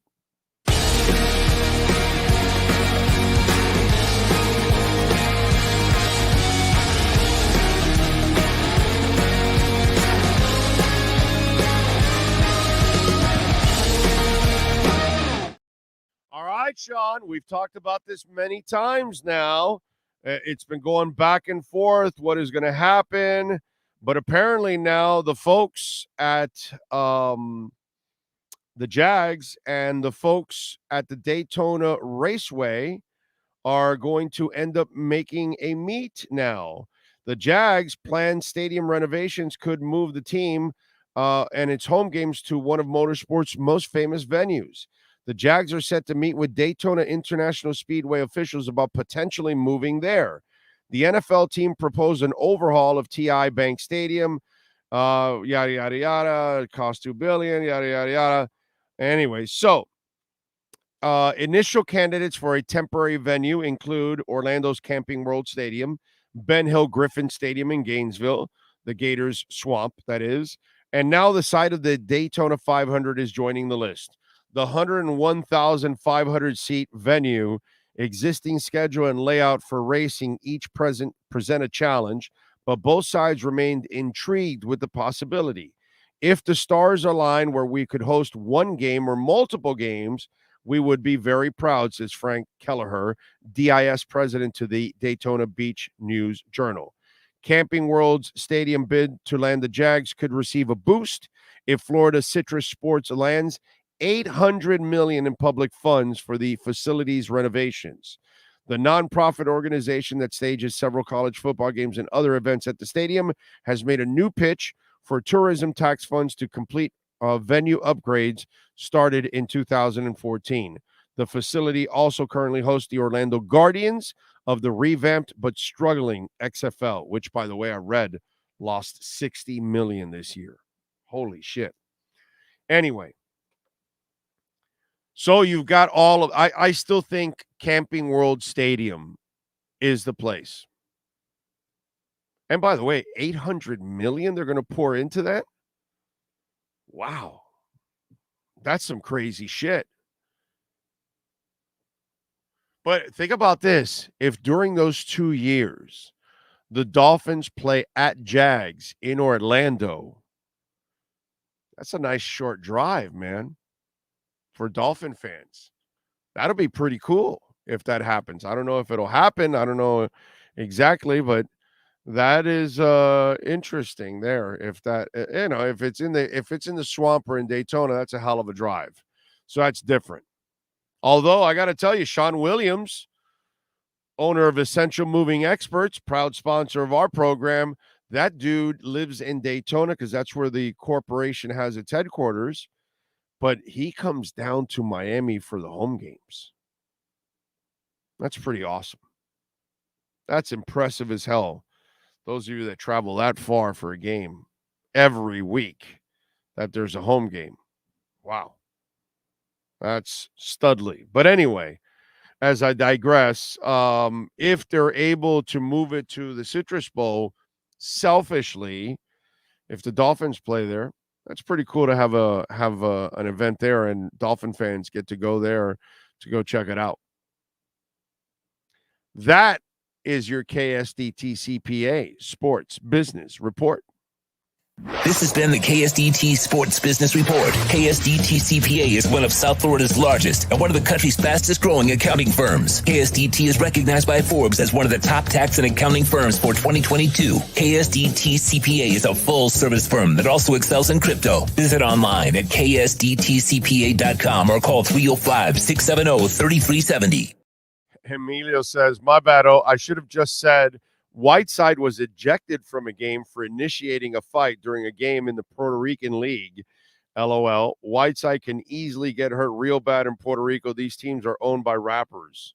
Really? I didn't know that. They're owned by rappers, huh? I know that they love their basketball in Puerto Rico, dude. How many teams are in that league?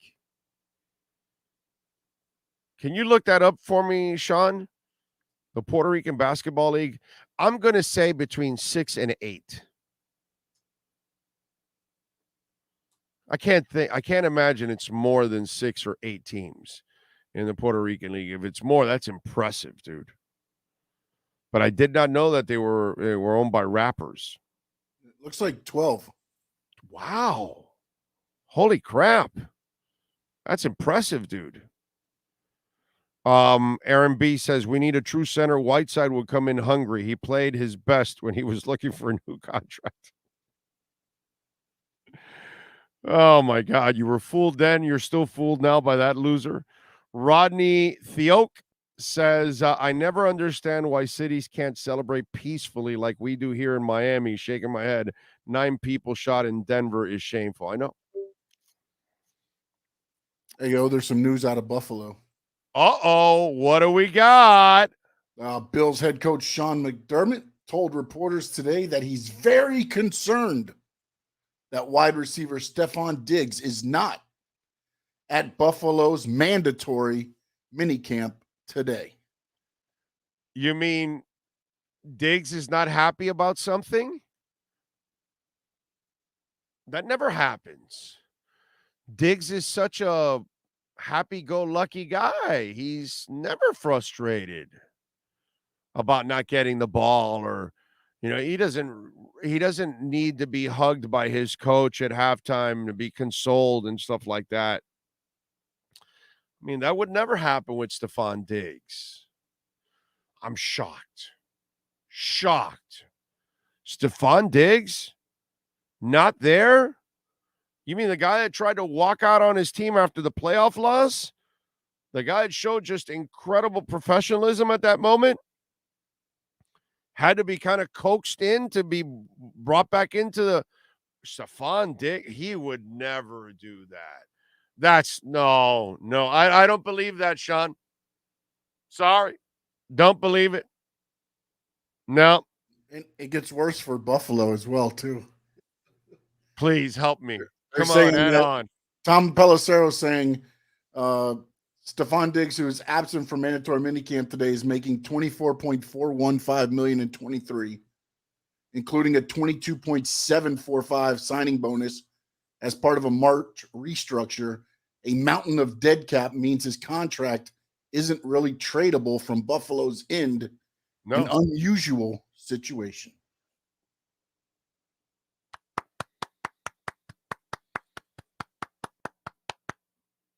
All right, Bills. Yeah. Turmoil. I love it.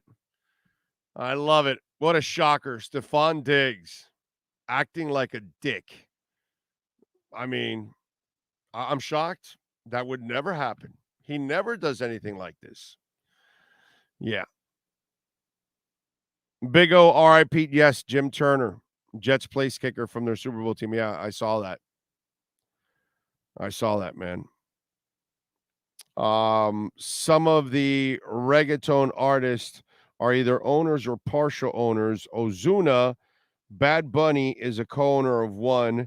Daddy Yankee, partial owner. Well, I would never work for anything that Ozuna's tied to, because that guy's a moron. I don't want to work for a moron.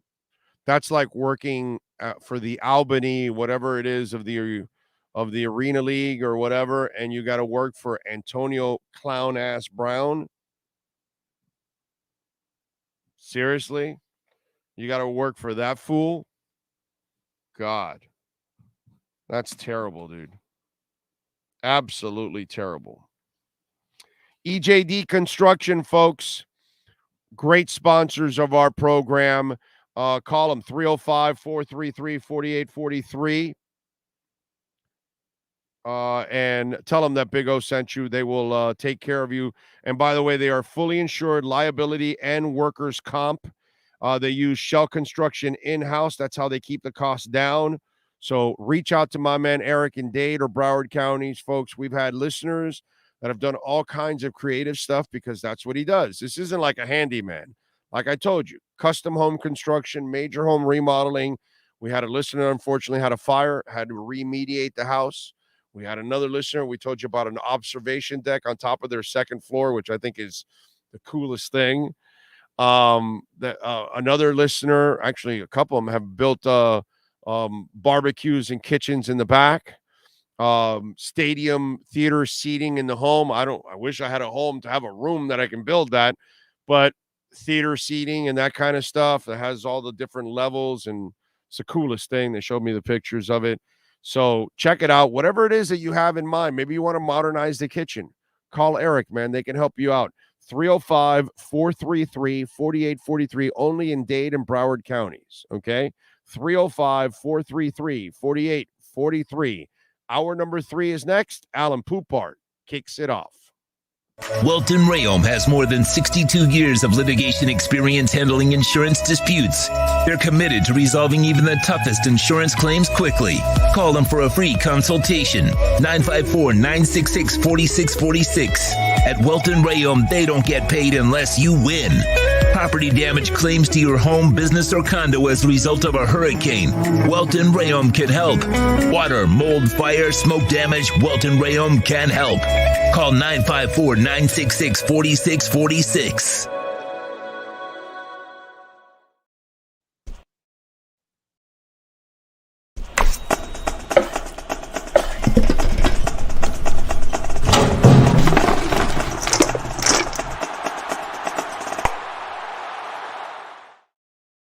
For over 16 years, EJDconstruction.com has provided South Florida residents quality craftsmanship, accurate project management, and exceptional service. That's why EJDconstruction.com is an A-rated member of Angie's List and the Better Business Bureau. When you're looking for the right custom home builder for additions or home remodeling, please call my friend Eric at 305-433-4843. That's 305-433-4843 for EJDconstruction.com. The viewpoint, statements, or beliefs expressed on the following program by the host, guests, or callers are not necessarily the opinions of FantasyXS.com, Media Group Inc. ownership, management, sponsors, or website. Dolphins fans, time to get insight on your favorite team with your favorite reporter with an Expos hat. Sports Illustrated's Alan Poupart in our EJDconstruction.com Miami Dolphins report, exclusively on the Big O Radio Show. I just saw Shams Charania reported that the Miami Heat, before the trade deadline, made an offer for Kyrie Irving. Are they high? Oof. Well, they wanted to help with the team chemistry. Well, that's true. And add leadership. Yeah. No, it makes a lot. Guy you can count on, game in, game out, day in, day out. I mean, reliable leadership, consistency, dedication, all the things that make Kyrie Irving what he is. Predictable. By the way, hashtag sarcasm, just to be clear. Yeah, yes. Sad that we have to actually do that, but just in case. You're probably right. All right, man. It ended for us last night on the basketball end, but a hell of a run. So I can't. There's zero complaints. And by the way, no matter how it ends here, zero complaints also. But watching Kachuk with what looks like a broken wing, I don't know, bro. I don't have a lot of hope for tonight, unfortunately. Poop. I'm kind of not feeling it today for them, unfortunately. Yeah, I'm not. Here's the thing, though, is even heading into the series the whole way, because Vegas is a better team, let's be honest, the margin for error always was small. And the thing that sucks is in the 3 games that they lost. Forget game 2 because they got blown out. But in game 1 and game 4, where they lost by 1 goal. No, sorry. Well, game 1 was essentially a one goal game because it was 2-2 until it broke loose late. But they had one really, really, really bad defensive mistake that had nothing to do with Vegas that cost them a goal, and they're not good enough right now to afford those. There was a horrible line change on the first goal, like 2 minutes into the game in game 4. And then in game 1 and in game 3, you have 2 defensemen who go behind the net and into the boards where the guy's not going to hurt him and leave somebody wide open in front of the net. Those are the mistakes. They cannot afford. They have to play, I don't want to say a perfect game because there is no such thing, but no major mistakes if they're going to have a shot tonight. Yeah, no, of course. And the Verhaeghes and the Bennetts and the Montours and the Barkovs, all these guys have got to, because obviously your superstar is not himself. No. So everybody else, Poop, has got to step it up to like 10 notches, bro. They've got to play like they have, like throughout the year, there have been those moments where all those guys were the dominant forces in a game. Yeah, but this is the playoffs, and you're playing against a team that's really good. Not only that, it's really really good and really big on defense. They have 4 guys who are 6'4", or bigger. No, they're actually all 6'4" on the nose, and they're good. So, and Hill is playing over his head. And Hill's playing over his head. I have no issue with the effort they put forth Saturday night, considering the circumstances where you were without Tkachuk for pretty much the entire third period, and they still almost tied it at the end of the game. And you could make the argument, I don't want to play that card, but you could make the argument Tkachuk was clearly cross-checked in open ice after a whistle blew with like a minute 29 left, that the way the series has been called throughout the series should have been a cross-checking penalty, so there would have been 6-on-4 for a minute 29 as opposed to 17 seconds. And who's to say they don't tie the game? And with the craziness of their season, who's to say they don't score? I mean, it exemplifies that the margin between losing and winning isn't really that big, even though Vegas clearly is a better team. Yeah, it's going to be tough tonight, man. Bob has to have one of those nights where, like the other night, the first goal was a breakaway. But when you're on like a goalie is hot at that, brother, you got to stone him at that moment. You just got to take the heart out of him at that moment. You know what I mean? And Hill's done that a couple times to some of our guys, that he's had one of those saves where he just stabs that crap right out of the air, and you're like, damn it, dude. You know, and that's what Bob has got to be tonight. He's got to be like super special, like completely on. Yeah, you know. And there's 2 things with goalies. As number 1, don't give up the bad goal, and then number 2, come up with a huge save once in a while, like Hill did in game 1 when he reached out to stop Cousins. Those are the 2 factors. I don't think Bob. I don't think gave up like a really soft goal in game 4. No. Yeah, it would have been nice had he been able to stop the goal, even though that's purely that goal is on a horrible line change and then really bad defensive responsibilities on top of that. So I just need you to once in a while bail them out on those kind of moments. You know what I mean? Which he's done many times throughout the playoffs. Yeah, definitely. It's just, but tonight is a night where he's got to bring it, like, absolutely. I asked Cameron Wolf this. I will ask you this because I got bombarded with Dolphin fans for months now. I'm sure you did too since your mailbag swells all the time. I'm sure your swelled out mailbags for the last couple months had Dolphin. We have to trade for Dalvin Cook. We have to trade for him. We got to sign him. Well, what happened, bro? Where are all these people that wanted Dalvin Cook now? What happened in the NFL? They're not in line waiting for Dalvin Cook. What is going on, Poupart? Oh, me thinks old Dalvin wants more money than the Dolphins or any other team is willing to give him. Let's be honest. And look, the whole I want to play for the Dolphins. That's awesome. He also wants to play for probably 25 teams will pay him what he wants to get. That's the same thing with DeAndre Hopkins. Let's not kid ourselves. It's really, really rare for a player. I remember John Stockton one time in Utah turned down a much more lucrative offer somewhere else because he wanted to play in Utah. That is rare that players willingly give up a lot of cash. That's just life. So this notion that Tom Brady does that while he's married to a woman that makes more money than he does, while he's also raking in the cash with endorsements and all that. That too. That which is you're right. That's such a key thing that we all overlook at times, that some guys are making so much money off the field that they can afford to actually take a little less. But he did that for many years, where he took a team friendly contract, overall. So, but again, it's rare, dude. Those things. It is very rare, and I don't blame any guy who's chasing the money. Hats off to somebody who will do it for reasons other than the money. It's all fine, but this notion that immediately Dalvin Cook's available, he's joining the Dolphins the next day.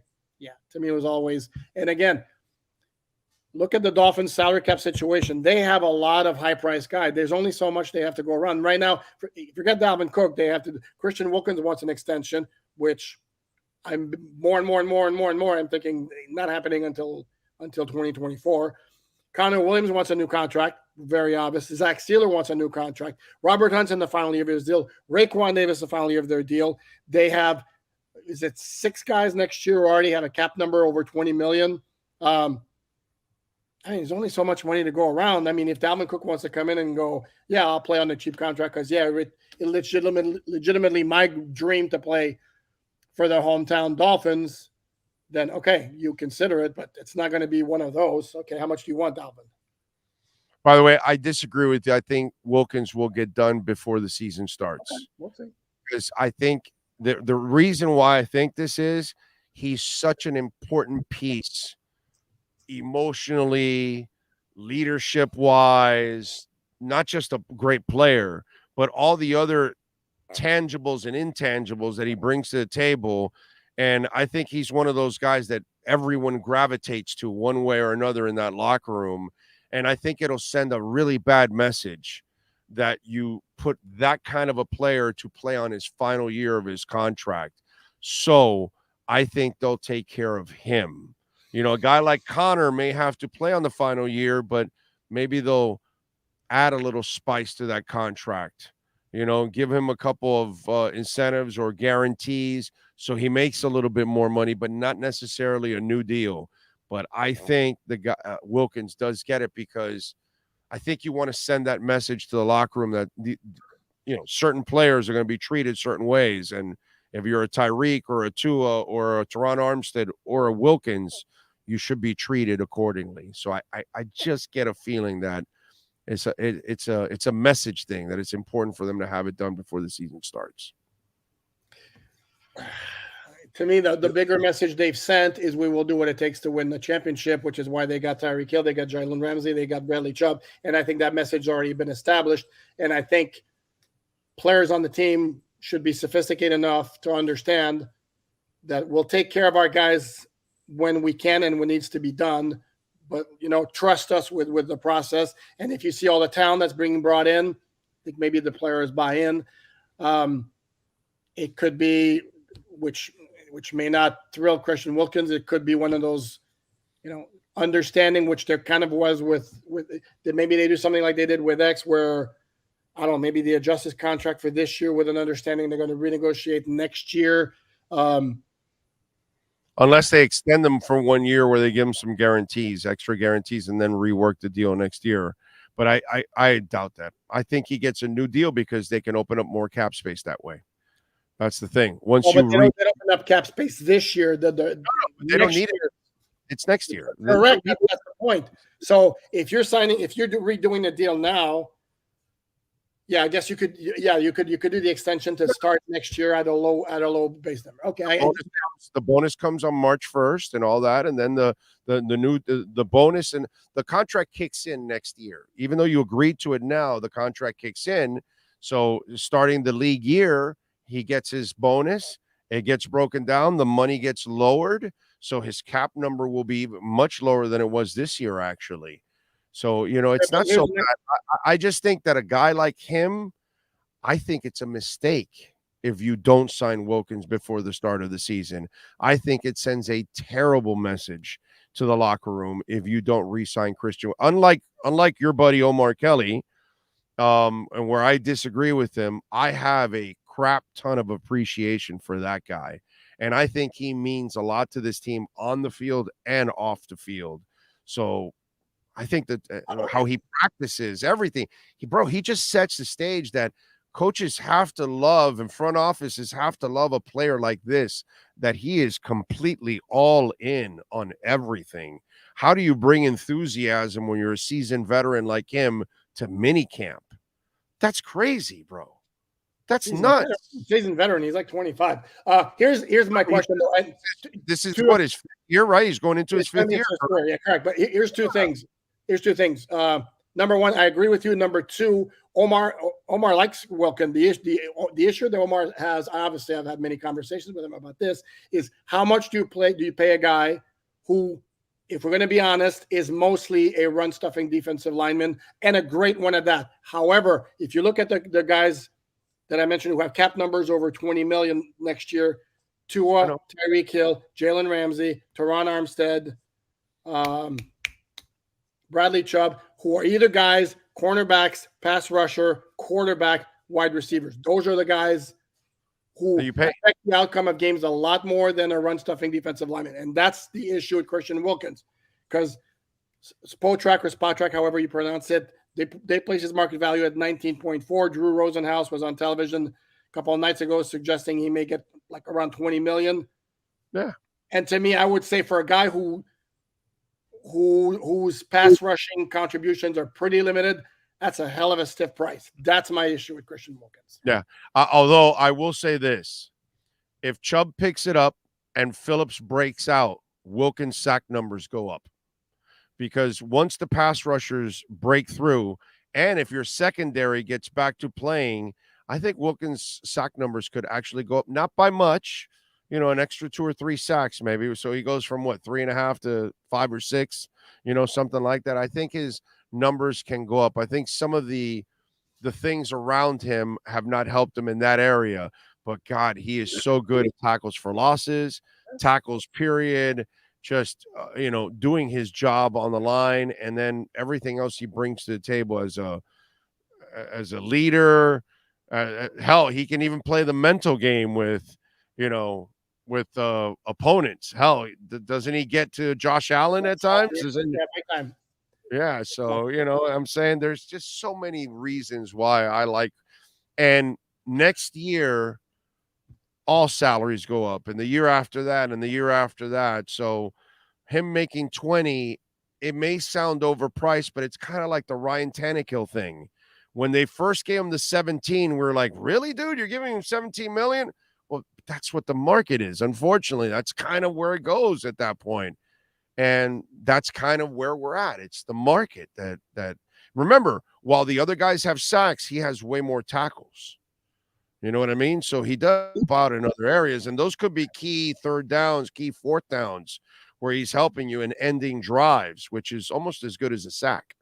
And here's the thing, though, is I'm not even so much concerned about the sack numbers, but I want to feel him a lot more as a pass rusher. Okay. I want to see him get, push in the pocket, getting close to the quarterback, even if it's not a quarterback hit or whatever, affecting the rhythm of the passing play. And I haven't really seen that very much.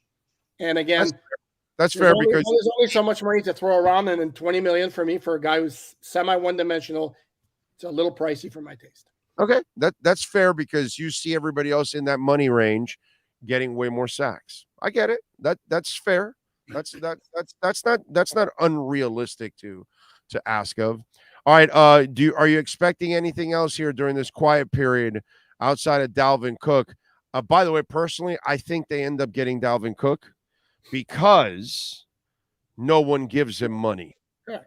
And then by the time whoever does offer him, it's going to be slightly a little more than Miami. And he's going to say, this is a better team, no state tax, my hometown. I'll sign a 1-year deal with a really good offense. I'll boost my value up, and hopefully next year I'll get a contract. So I think he'll sign that 1 or 2 year deal with Miami, thinking that he can take a step forward with it, because I don't believe there's going to be anybody out there offering him $8-10 million. Your thoughts on that? If somebody was going to give him $10 million, they just thrown the Vikings a 7th round pick to get it done. Right. Amen.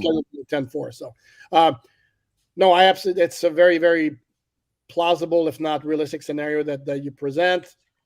My thinking for him, though, is this week's the last week of the offseason mini camps around the NFL. Dolphins were done last week, but everybody else is done this week. There's really no hurry for him to do anything. My guess is he probably signs sometime in mid-July once, because there's no reason for him to rush to sign what he would feel would be an undervalued contract, because, again, there's nothing going on until for a month and a half. So my guess is he sits tight, hopes that some teams comes to their senses and decide to throw him more money.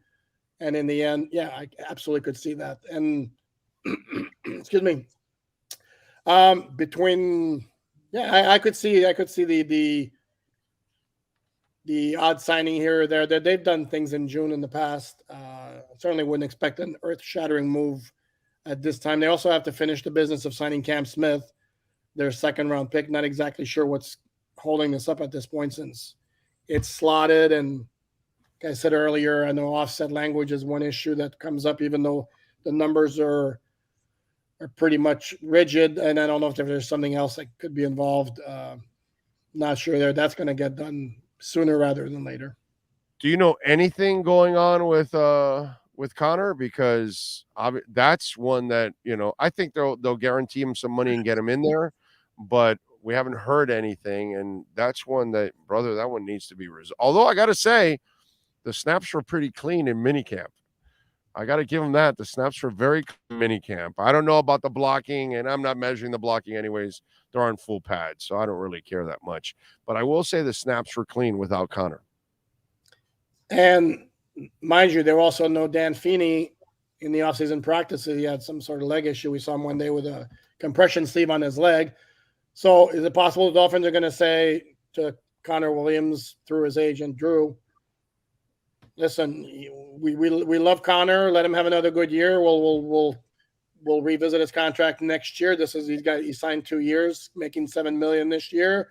If you want to play hardball, we got options here. We have Liam or Feeney who could get the job done, because again, they could play Isaiah Wynn at left guard. Right. Yeah.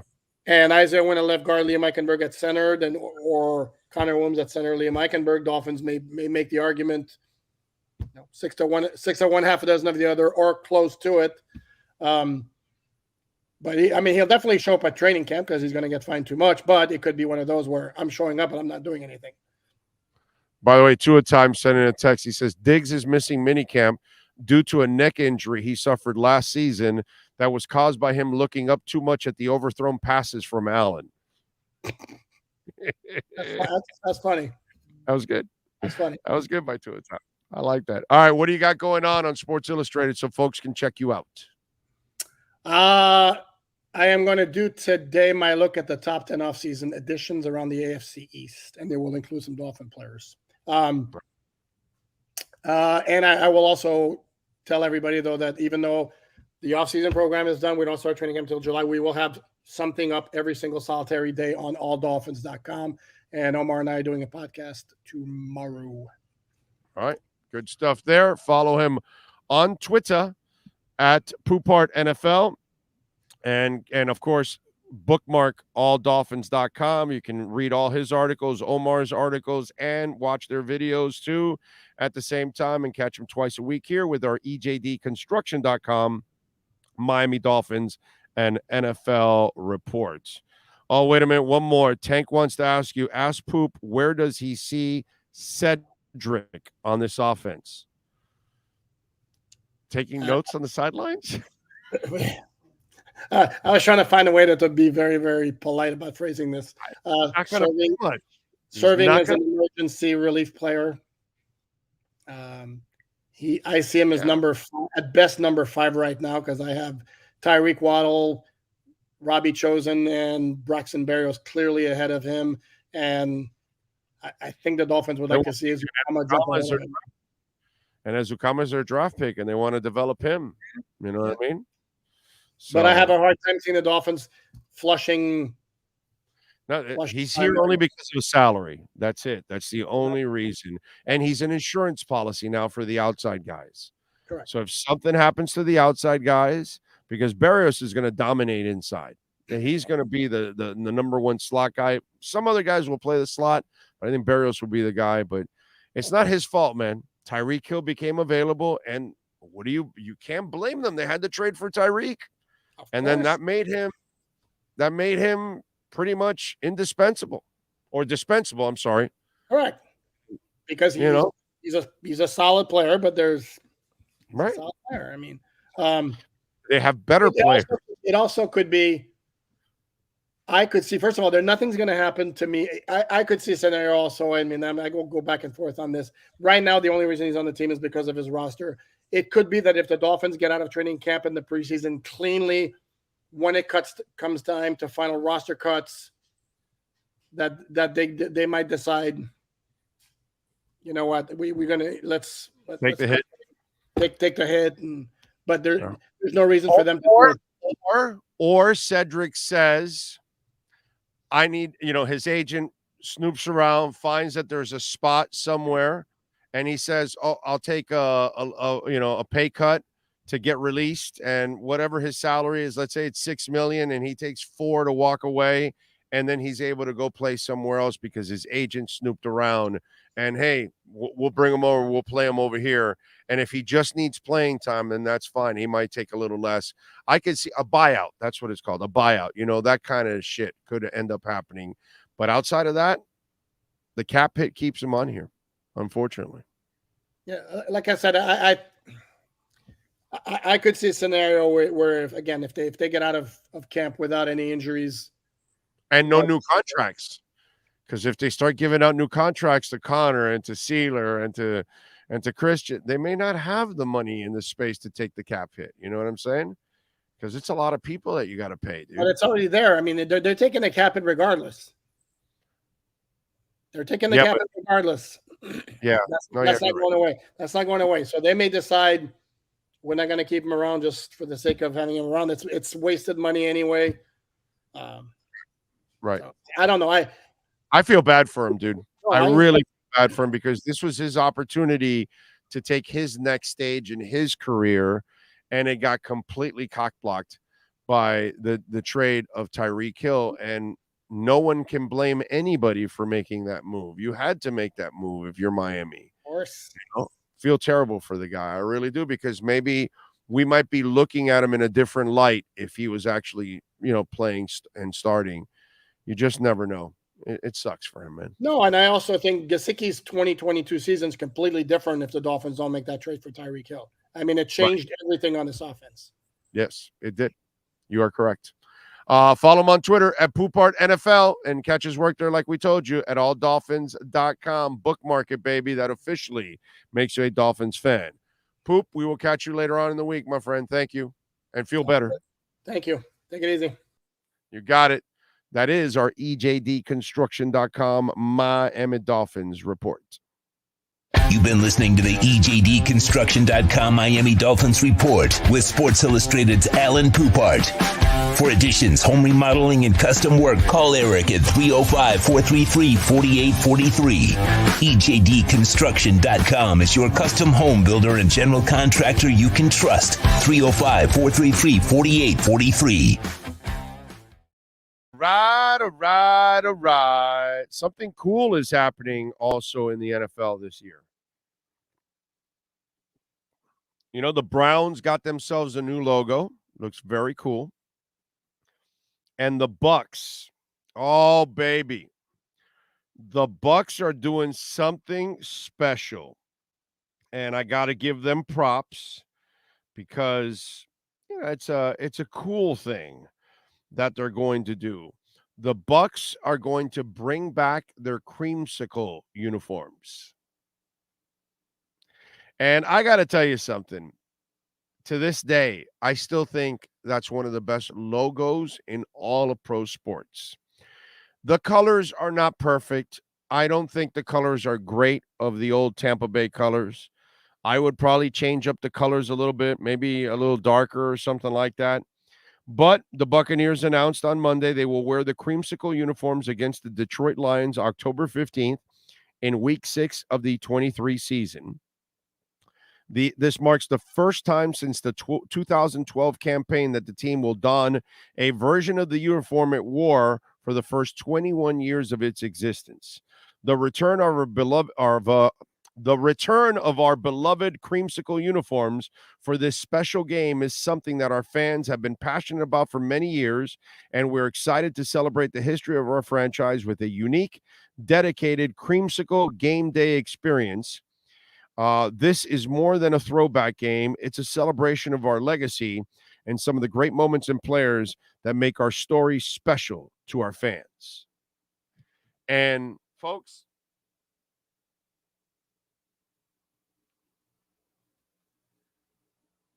here's your creamsicle right here. I got your creamsicle right here, baby. Okay? Yeah. There we go. Your favorite player and mine that likes to slap prostitutes around. There we go. Little Warren Sapp action. Love the creamsicles, dude. Love them. I mean, awesome. And the logo, let me see here.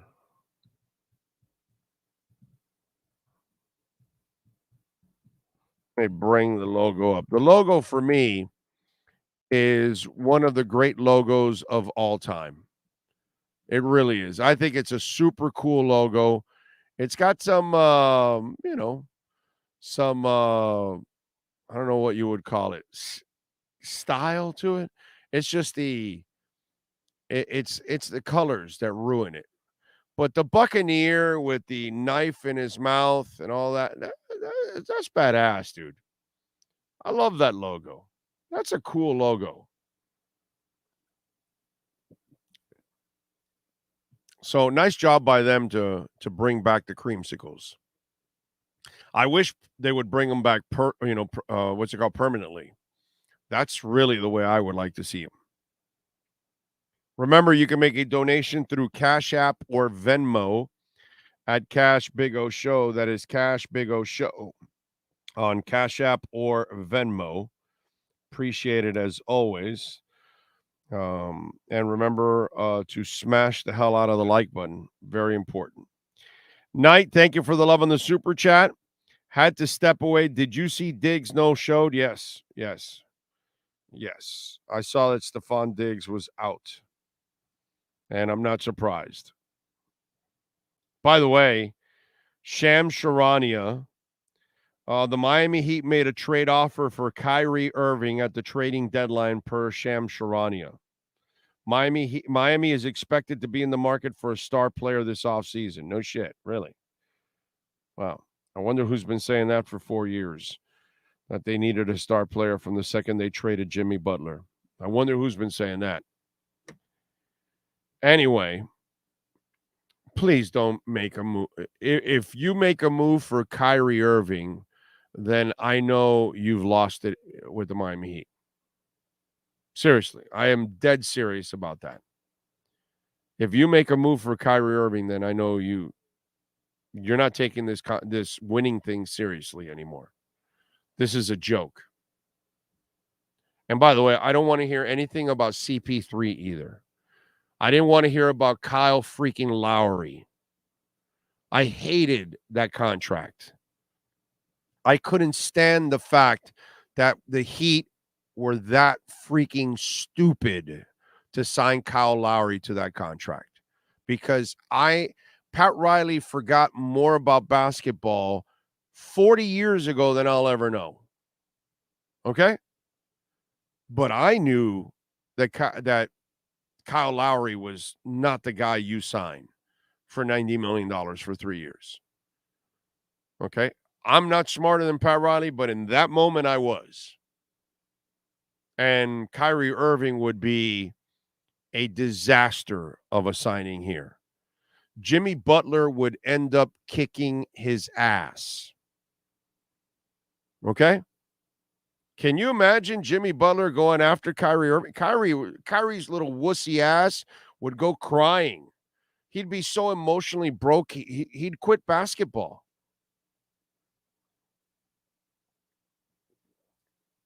Kyrie Irving's too damn soft to handle Jimmy Butler.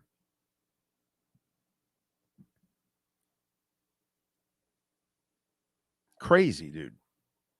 And Shams is pretty good. Not perfect, right? Because he had Tyler Hero playing game 3. Tyler Hero never played at all. So he's not perfect. Okay? He's pretty good, and he normally gets things, but he was off just recently. I don't know, but man, do you guys believe the Heat were that's right now? We got a bunch of people right now. There's over 200 people right now. Do you believe the Heat was stupid enough to make a trade offer for Kyrie Irving? Say yes or no. Do you believe that report from Sham Charania that the Miami Heat made an offer for Kyrie Irving? Do you say yes or no on that? I'm interested to see what the response is. It's half. No, now yes is taking a lead here. Oh, no's getting back into it. Yeah, me too, Michael. I would hope not, but that's not the answer I'm looking for, my brother. That doesn't answer the question. Get off the fence. Yes, because of recent history. Hard to argue. Eddie, great point. Whiteside, what's it called? Deion Waiters, Johnson and Johnson, Lowry, Duncan, Danny Granger. What was the other guy's name? That was Bob, right? His name was Bob, the guy that played for the Lakers. A lot of shitty contracts. Oladipo. Hard to argue with Lep's what's it called, rationalization of it. Yeah, no's, more no's here. The no's are kind of leading here, I think. For Duncan Robinson deal, sure. You know, I don't even want Kyrie Irving for Duncan Robinson. I don't want that. That loser may leave your team a month before the season ends, before the playoffs. You might leave before the season starts. Duncan Robinson is a true professional. Hell, he showed me that he would work on his game and become a better player. I'm really proud of Duncan Robinson, man. Really, really, really proud of Duncan Robinson. I am like pleasantly shocked at how he has gone about his business and got the message that I just can't be a shooter to make money in this league. I got to do other things if I'm going to play, and he did it. But a lot of you are not believing the Sham Charania story. That's not the Heat culture. I agree. But why would Sham Charania report something that's inaccurate that off? But then again, he got the other Heat story wrong about Tyler Hero. Not a lot of people break Heat stories. Interesting. But I will tell you this. Oh, my God. The rip job that I would give the Heat if they traded for Kyrie Irving. Yeah. Yeah. They may not like me ever again in that franchise. Put it that way. I would thoroughly rip a move like that. Yeah. That's a terrible, terrible freaking move. If there's even any truth to that, I'm disgusted by it. Put it that way. I think that guy is one of the great losers of all time. Okay? I really do.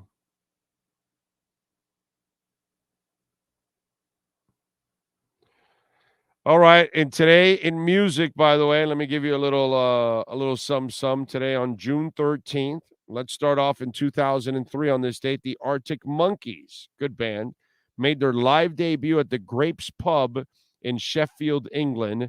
They made $45 from ticket sales. In 75 on this date, Peter Frampton played his first of 2 nights at the Winterland Ballroom in San Francisco, recording from shows that were used part of his hit double album, Frampton Comes Alive. I remember buying that album, Frampton Comes Alive. It was like, man, I was like a kid in a candy store when I got that double album. It was like the biggest thing in those days. In 64, the Rolling Stones made their first American primetime appearance on the Hollywood Palace, where host Dean Martin joked with them about their long hair. In 75, John Lennon made his last ever TV appearance when he sang Slippin' and Slidin' and Imagine on Salute to Sir Lou Grade. In 88, on this date, part of the Tibetan Freedom Concert, it was scrapped after lightning struck at its venue in Washington, D.C.'s RFK Stadium. However, a free impromptu concert was held at a club for lucky ticket holders who got to see Radiohead and REM's Michael Stipe perform. That's pretty cool. That's actually very cool. All right. What else do we have?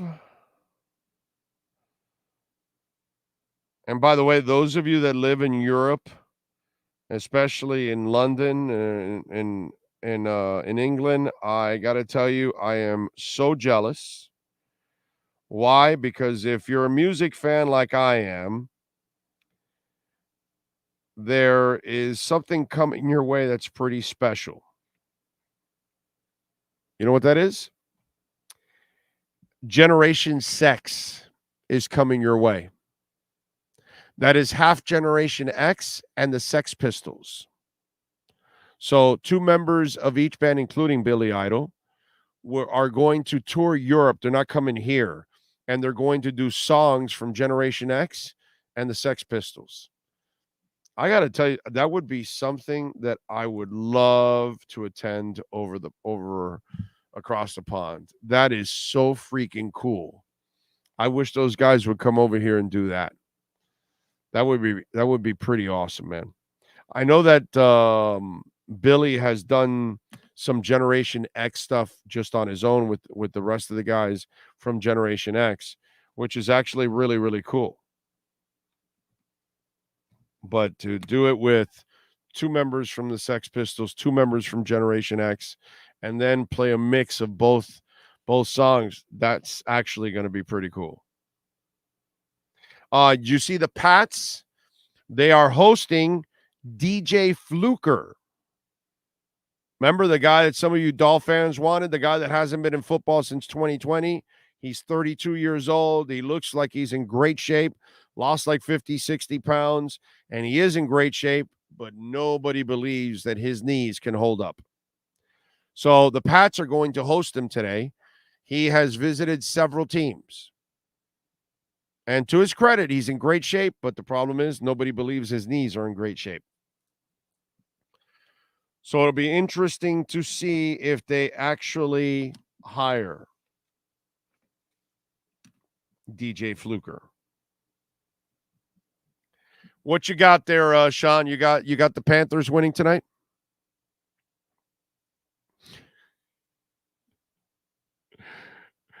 Sean always picks the hometown team, baby. Always picking the hometown team. You gotta win tonight to win the next 2. So that's why. You sound like the Unabomber. What did I do wrong? What did I do different? I don't know. That mic sounds terrible. It sounds like you're trying to.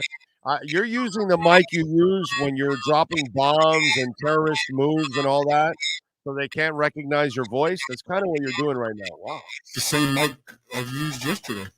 Yeah. I used today. It sounds like you have marbles and peanut butter inside your mouth while you're talking. Panthers in 7. Ooh, bad. Yeah. Bad. I don't know what happened there. Right? You guys heard that, right? It sounds terrible, right? He sounds like he's gargling marbles in peanut butter. Sean sounds like a Star Wars character. Let's see. Which one? It's somebody in the cantina, right? In the Mos Eisley cantina. Where Sean does sound like something in the Mos Eisley cantina. I agree. Luke, I am your father. Luke, I am your father. Oh, that was fantastic. That was fantastic right there. That was great. That was great. I love it. Oh, God. That is freaking awesome. By the way, let me see if there's any breaking news outside of Stefon Diggs not reporting. Now, Diggs was present for pre-minicamp medical testing on Monday, but he's absent from the mandatory minicamp. Well, I mean, he's got to be happy, and he's not happy. Instead of $24 million, you got to pay him $44 million, I guess. I don't know. Kylo Ren with mask on. Yes, it does sound like Kylo Ren. That's a good one. More than Darth Vader, he sounds like Kylo Ren. Yes, definitely. I like it. Very good. Very good. Yep, there you go, Kylo Ren. There you go. Yep. Are you going to go kill Han Solo now? Huh? This is the way. This is... Wow, I don't know what happened to that mic, brother. But woo! You're not doing squares. Wait a minute. You're not doing Squared Circle Digest with that mic, right?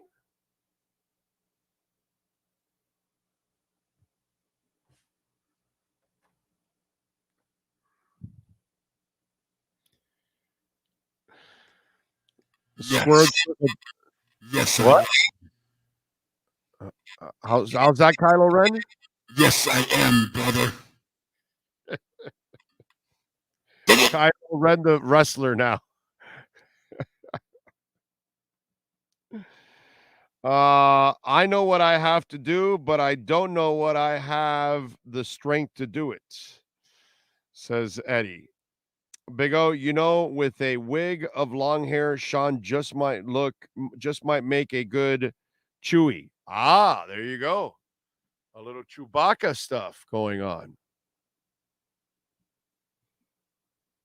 All right. We're out of here, folks. We thank Cameron Wolf, Manny Navarro. We thank Alan Poupart. We thank, of course, Sean Stanley, always getting it done. Thanks to all out there for tuning in. Those of you that send a super chat, thank you very much. As always, remember, you can make a donation through Cash App or Venmo at Cash Big O Show. That is Cash Big O Show. If you guys if your business wants to join our platform, we're getting ready, baby, for a big football season. You can be a part of our platform, maybe even sponsor one of our insiders. Great exposure for your business. Great way to create more customers. 786-754-4664 is our business line. 786-754-4664. We shall see you tomorrow. Same time, same place, same bat channel. Your home for everything Heat. They stand eye to eye with history, and they did not blink. The Heat are going to the NBA Finals. Panthers. The Florida Panthers are heading to the Stanley Cup Finals. The Big O Radio Show goes deep on playoff coverage. We don't care what the rest of the world is saying. We don't care who's criticizing who. You got to line up between these four lines, and let's figure this out. The Big O Radio Show.